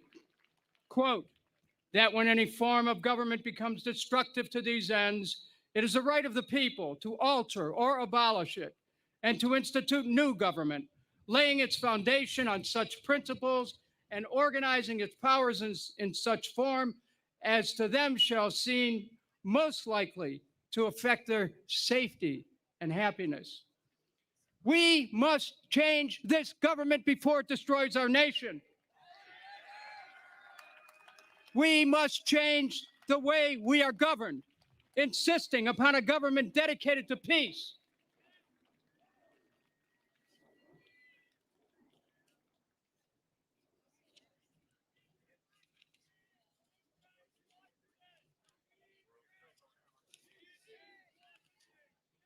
And that dedication must be to peace at home and abroad. Strength through peace ensures our defense and our readiness by not wasting our resources on ideological warfare. I speak not as a partisan, but as an American who believes we are being led to the brink of annihilation by individuals lacking in self-control, obsessed with the exercise of global power, and incapable of invoking the power of nonviolent persuasion. As a congressman, I warned America about going to war after 9/11. I led the effort against the Iraq War together with Ron Paul and saw the lies that took the lives of at least 4,491 American men and women, cost this nation more than $3 trillion, laid waste the country of Iraq, killing at least 1 million innocents, all because our leaders lied about Iraq and weapons of mass destruction and provoked great fear across the land. For fear is a weapon of mass destruction. Hatred is a weapon of mass destruction. Our nation used to lead the world in making steel, cars, and ships. Now, we lead the world in making enemies, confusing defense with offense, aiming ourselves to the teeth, spending trillions of dollars to advance an aggressive empire through the promotion of war. But the wars, my dear friends, have come home. While our nation spends $1 trillion every year to prepare for war, millions of Americans are ill-fed, ill-clothed, ill-educated, ill-housed, without hope for the future. We cannot fuel wars across the world and prevent and pretend that there are no consequences. The wars inevitably come home. The carnage is now in the streets of our cities as millions of Americans are overwhelmed by anger, despair, hopelessness, and unrelenting mass violence. America's destiny in its founding was to be the light of the world, a free and independent nation among nations, not a nation above nations, not a military juggernaut roaming the world, conjuring dragons to slay. We were to be and are to be the land of the free, the home of the brave, not continually locked into fear by a government made of fearful people who are afraid of balloons. But instead, they really need to be afraid of the American people as we come to a realization that our government has been turned into a racket by corrupt, incompetent leaders. This then is a call for an American revival, a revival of courage, of authenticity, of a willingness to participate in the work of rebuilding our nation politically, economically, and spiritually. America longs for a return to government of the people, which focuses on taking care of things here at home. We as a nation cannot hope to favorably influence the conduct of other nations. Well, at least 30 million Americans are food insecure, 500,000 homeless struggle every day to have a roof over their heads, while American communities do not have clean water, and while our nation has shown itself incapable of even responding to the urgent needs of those affected by the derailment disaster in East Palestine. This government's chilling lack of compassion and empathy is on full display, not only in East Palestine, Ohio, but across the globe. Policies which lack human sympathy portend greater and greater destruction. My fellow Americans, it is time to revive the spirit of America so that each one of us truly believes in the ability of the nation to function for the benefit of all of us. It is time to make real the dream of prosperity for all. It is time to make real the dream of education for all, and health care for all, and jobs for all, retirement security, and safe neighborhoods. It is time to revive the spirit of patriotism, which reflects a daily celebration of freedom where Americans are free from government prying and spying into their personal lives, and where each of us is free to make decisions about our own lives, our own health, and our own beings. It is time, I'm almost there. It is time to revive the spirit of truth, of peace. The scriptures say, "Blessed are the peacemakers." It is time for America to establish a new role in the world where we demand of our leaders the ability to reconcile with other nations, to make peace with our brothers and sisters. We must coalesce as a nation to seek and define the underlying unity which binds us as Americans. Love of life binds us. Love of peace binds us. Love of country binds us. Brotherhood and sisterhood binds us. Love of home binds us. Love of church, synagogue, temple, and mosque binds us.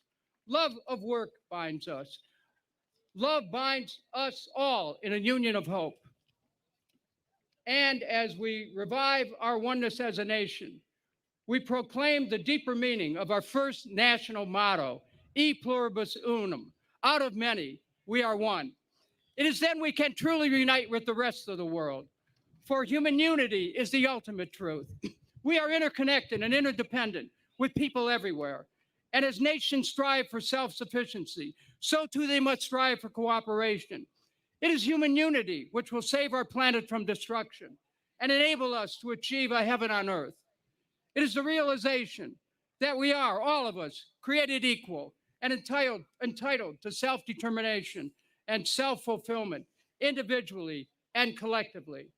My fellow Americans, this our country, this land we love, to whom Americans pledge allegiance must in turn pledge its allegiance to we the people, allegiance to truth, to one nation under God, truly with liberty and justice for all.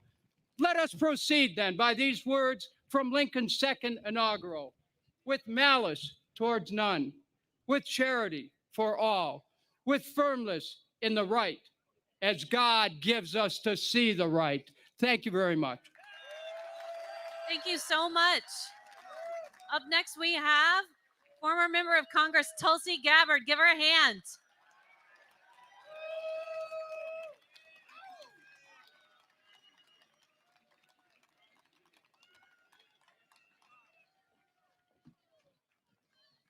Aloha. Early one morning on a Saturday, on a beautiful day like today, in January of 2018, over 1 million people all across the state of Hawaii woke to their cell phones buzzing and ringing, radio alerts blaring, with a message that read, ballistic missile threat inbound to Hawaii. Seek immediate shelter. This is not a drill. I and so many others, I happened to be here that morning. I started calling my friends and calling my family, concerned for them and where they were. But just as you here might imagine, if we all got that alert at this moment, so too did people all across Hawaii start to ask themselves the question, where is their shelter? Where do I go? Where do I take my children to be safe, knowing that there is an inbound missile to Hawaii with a nuclear warhead and we have just minutes to live? We had college students at the University of Hawaii sprinting across campus, trying to figure out where they could possibly go to get shelter. A father who lowered his little girl down a manhole, thinking that may be the only place she may be safe, and telling her goodbye. I might not see you again.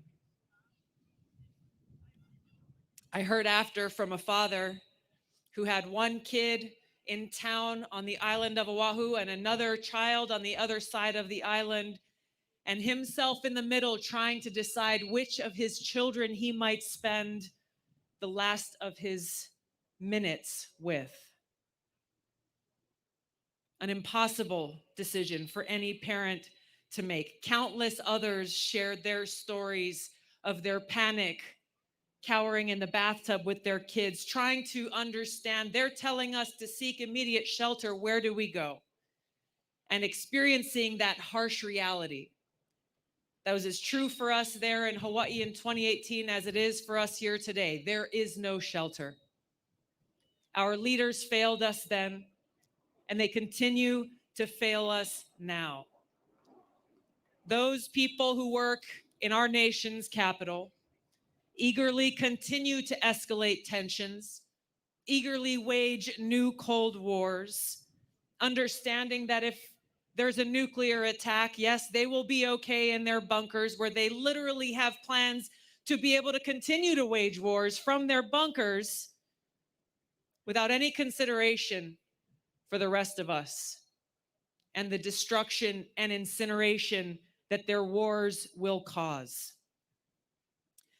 This was ultimately the thing that caused me to run for president in 2020, because I saw where our leaders were taking us. I saw the dangers of where this new Cold War and nuclear arms race would eventually lead. Whether intentional or accidental, there is only one destination for such wars, and that is a nuclear holocaust. I made it clear then that this is a central issue of our time, the most important issue facing us in the 21st century, and that there was a clear choice in that election. We're either going to work towards peace, de-escalate tensions, move away from this new Cold War, or we will continue to race rapidly towards the nuclear brink, toward a new Cold War with Russia, a new Cold War with China, and therefore racing towards nuclear war. Now, for those of you who remember that election, this issue was not important to the media. They refused to talk about it. They refused to raise the question in the debates. There was no other candidate willing to talk about this issue. It was not important to them then, and it's not important to them now. And so here we are, 2 short years later. What I warned about then is now our reality. This proxy war that we're fighting against Russia right now could turn at any moment into a direct conflict between the United States, NATO, and Russia, a country that has more nuclear weapons than any other in the world. Now, anyone with a little bit of common sense knows that a Cold War can very quickly turn to a hot war. And that when you're waging a hot war against a nuclear-armed country, it's just a matter of time before it leads to the use of nuclear weapons at any moment. And here's the insanity of it all. We have talking heads on TV, we have politicians, we have very powerful people here in the United States and all around the world speaking with a straight face. Well, you know, if we start World War III or when World War III starts, here's how we're going to fight and win. That if Putin decides to use tactical nuclear weapons, here's what we're going to do, as though such a war could ever be won. It cannot be won. World War III cannot be won. They're living in this archaic mindset of World War I and World War II and not facing the realities that we have today. There is no way to win a nuclear war. There is only one end, and that is a nuclear holocaust. So we're gathered here today because we know that it doesn't have to be this way. We know that there is a better way and that the task before us is urgent and necessary.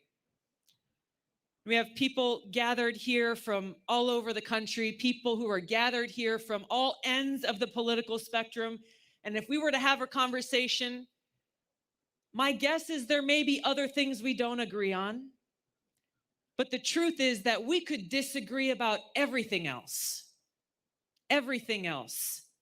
But the one thing that we do agree on that brings us together here today is that we value life. We want to live. We want our loved ones to live and thrive. We want to be able to go out on a day like today and walk in the trees and hear the birds chirping with the sun shining down on our face. We understand that whatever our differences may be, that we must stand together as people who cherish peace, security, and freedom. We must set aside our differences, work together to fire those warmongering politicians from both political parties who serve their masters in the military-industrial complex instead of serving the people. Those warmongers who carelessly and thoughtlessly are sending us hurtling towards a nuclear holocaust that would destroy all life and the world as we know it. The only way we can stop them is when we stand together and lift our voices in unity, telling them no. We will not let you destroy us. We will not let you destroy our loved ones, our communities, our country, here in the United States and around the world. If we stand together on this one issue, we will be able to wrest the power away from those who don't care about us, those who bend the knee to their overlords in the military-industrial complex, take back that power and ensure that we take those trillions of dollars they are feeding into the war machine and instead dedicate those resources towards peace, prosperity, and freedom. We cannot be free and prosperous or safe unless we are at peace. We are the spark that has the power to light that fire to bring about change. So let that spark of love that exists in every single one of our hearts, that aloha, be that inspiration and that fuel that provides us with the courage to fight against these powerful entities, knowing that our cause is just, it is right, and it is necessary. We must work together towards this future and fulfilling and accomplishing this mission of peace. Thank you very much. Aloha. Thank you so much for that unifying message. Congresswoman Tulsi Gabbard, give it up for the Congresswoman. All right. Up next, we've got the man, the myth, the legend, the hero of the Liberty Movement, former presidential candidate, and former congressman. Let's give it up for Congressman Dr. Ron Paul.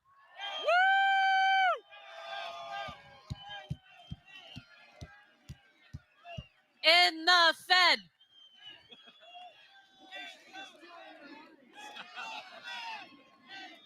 Oh, right over here.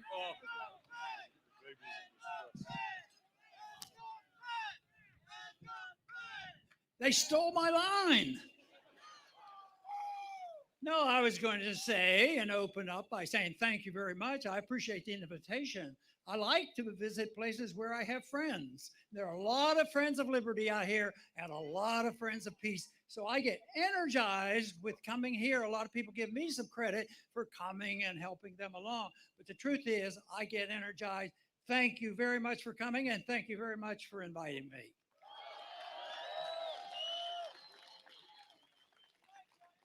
You know, I was going to say that we've heard a lot of speeches and a lot of opinions, and everybody has joined in. I didn't hear anybody saying we need to expand the war. We're not doing well in Ukraine, but we need to take on the Russians. That'll go better. Oh, no, we need to go to China, and we're still struggling in Syria. No, nobody's for that. At least I haven't heard them. They didn't get a place. I hope they didn't ever get a place on the platform for that. So this has been, you know, wonderful to come to a place that comes together on this issue. But the one thing is that I've emphasized over the years when speaking in a couple of campaigns is that, you know, it's serious. And we just heard this very serious dissertation about how serious the problem we deal with. But, you know, with that, understanding how serious this is, my admonition is always come together and have fun. And I understand a lot of people have been having fun today, meeting new people and joining. I think that's great.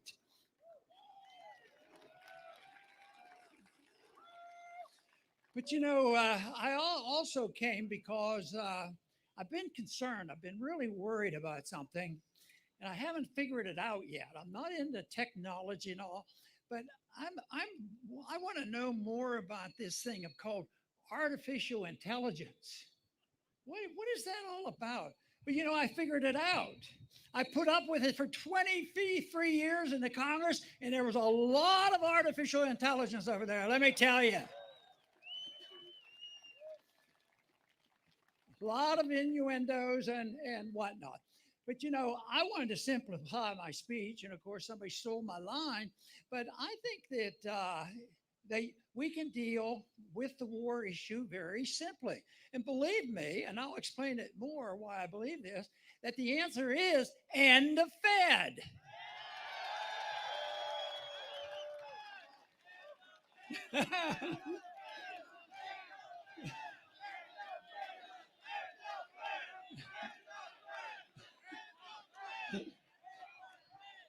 I knew there were friends here. Thank you.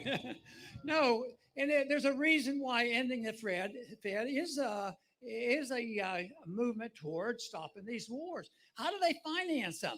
They have to tax the people. Well, they tax them with income taxes and all kinds of taxes, but they never have enough money. They never have enough money, so they have to borrow a lot of money, and then people get tired borrowing the money and loaning the money to the government. So what do?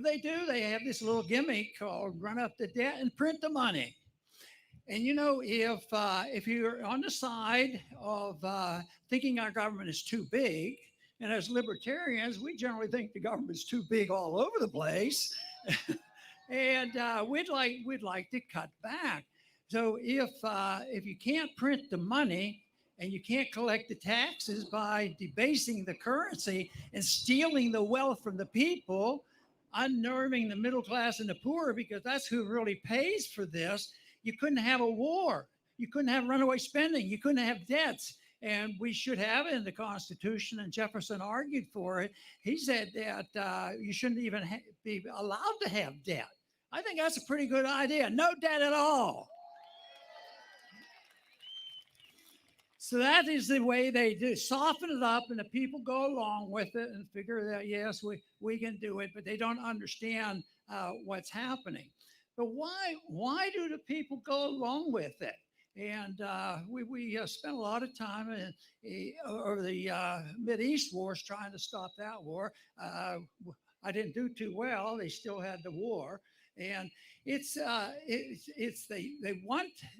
you keep wondering why do they do it? Why does the government do it? It doesn't make any sense. And why do the people go to war?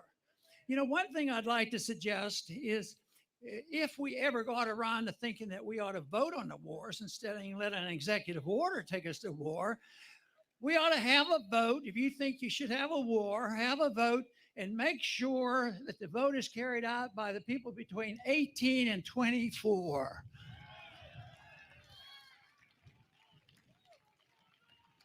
That is the group that gets punished the most, and the others could create the wars. But, you know, trying to figure still out of that, I thought I'd ask this guy that sort of just helped destroy Germany, Hermann Goring. You remember him? And he has a famous quote out there. Why do the people do it? And this was after he was convicted at Nuremberg, you know, that he had some interviews. They said, why did the people do it? And he said he had two things. He says, one, you got to lie to the people, and they have to be big lies. If they're just routine lies, they won't believe it. But if they're so big and so outrageous, they'll say nobody could believe that's true, and they'd ignore it. But tell big lies and tell them often, so people will go along with the war. Yeah, but still, why do the people do it? And they march off, and a lot of the wars start off, people are against the war. World War II and certainly the Middle Eastern wars, the people were opposed to it. But and this is Goring, and I'll paraphrase, of course. He says, scare the living daylights out of the people.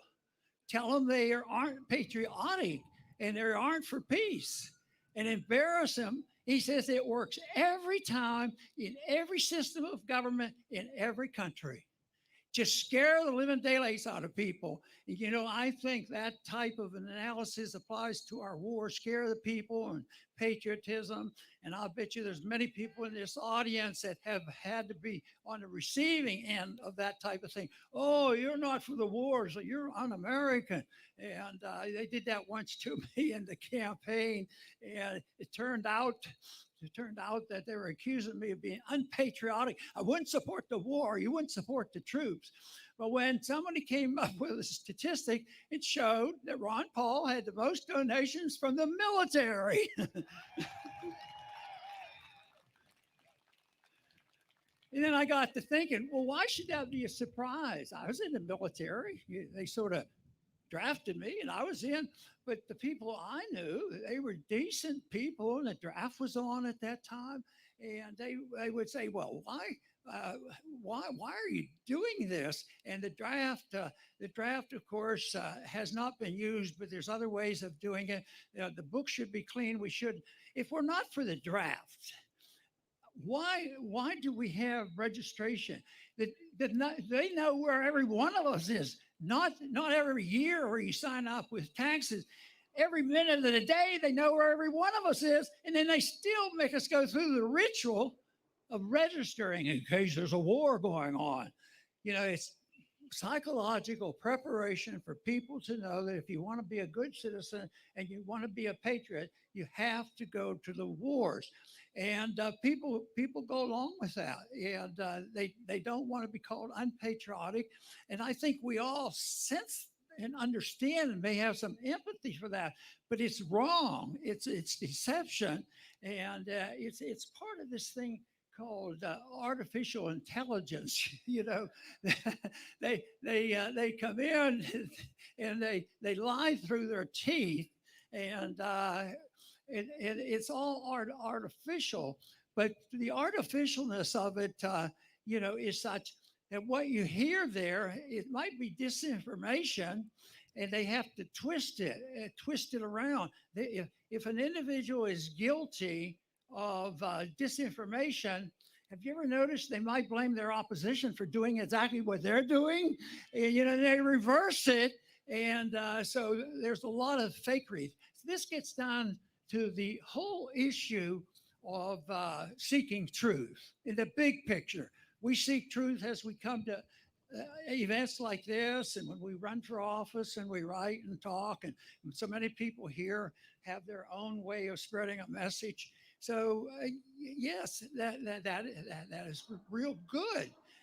But what we need, though, is some people really understanding the issues, because that is what will finally get people to change their minds rather than waiting. One of the lines that was helpful for me in the campaigning, they would say, "Yeah, Ron, that's okay. We're with you on this, but it's so complicated. Well, how do you stop these wars?" And I said, "You just marched in, we can just march home."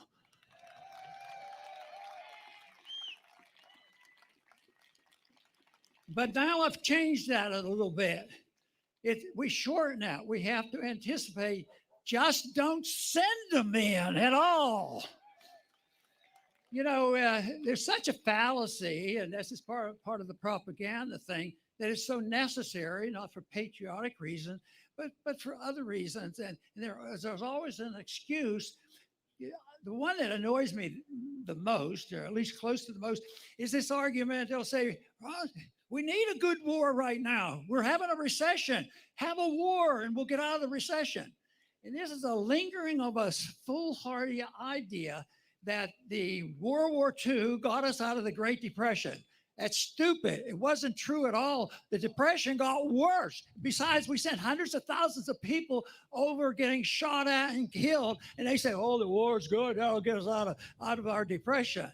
So there's all kinds of excuses like that. And they don't mention the many things that have already been mentioned at this conference, that there's ulterior motives and, like profits. And we're getting too many of these special groups, like the military industrial complex. We have the pharmaceutical industrial complex, the medical industrial complex, and the whole works. What we need to do is have a people's independence, and they're the ones who should be looked at. And another little rule that I think we should follow is that, and this is one word. I like to narrow down my philosophy. And the other word that I like is voluntarism. Wouldn't that be a wonderful world to live in, that if you apply voluntarism, which is nonviolence, and you have voluntarism? Well, what do you mean? Does that mean you can go to the store and buy what you want? No, voluntarism means that everything is done when it involves two groups or two people voluntarily. Both sides have to agree. Otherwise, you avoid it. You can't force anybody to do anything. And you know what would happen? Peace would break out. So therefore, you have to have the hoodlums up there making it so that it's not voluntary. Then somebody gets to write a lot of regulations, and they get to do all the nonsense they do, and then they bankrupt the country. So that's the problem. I think voluntarism is just a great idea.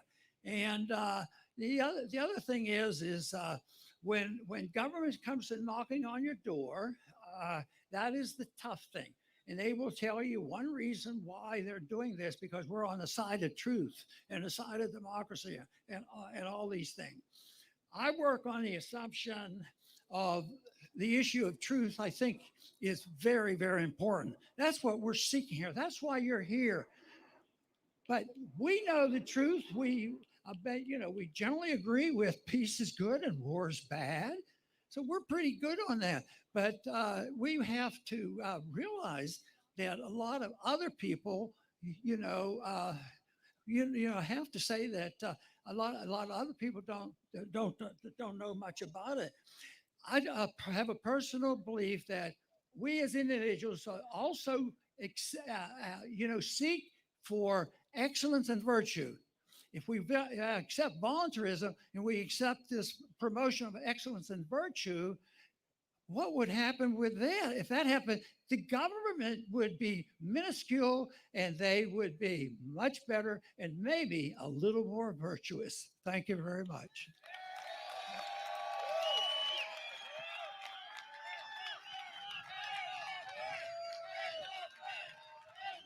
Ron Paul. Thank you so much, Dr. Paul. Thank you so much. Thank you so much. Our last closing video is a video sent specially to us by Roger Waters, international rock icon. And right after that, we're going to be marching to the White House. We've got Let's roll additional it. speakers at the White House, too. Welcome! I have to shout because I'm in Switzerland. Can you hear me? Okay. When I was a young man, my mother once told me this: Roger, throughout your life, you will be faced with many difficult questions and quandaries. My advice to you, when you are, is this: read, read, read. Listen to all sides of the argument, especially from those you don't always agree with. Research thoroughly. When you have, you will have done all the heavy lifting. The next bit is easy. So what is the next bit, Mum? Then you just do the right thing. The invasion of Ukraine by the Russian Federation was illegal. I condemn it in the strongest possible terms.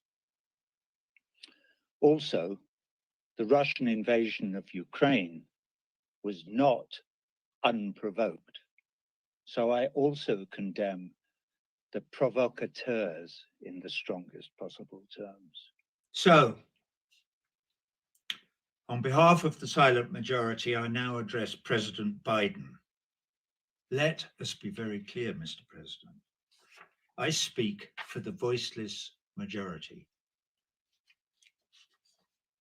You and Antony Blinken and Victoria Nuland and Jake Sullivan and the rest of the warmongering neocons at the heart of government here in Washington, along with the vassal states in NATO, are the principal provocateurs that I mentioned.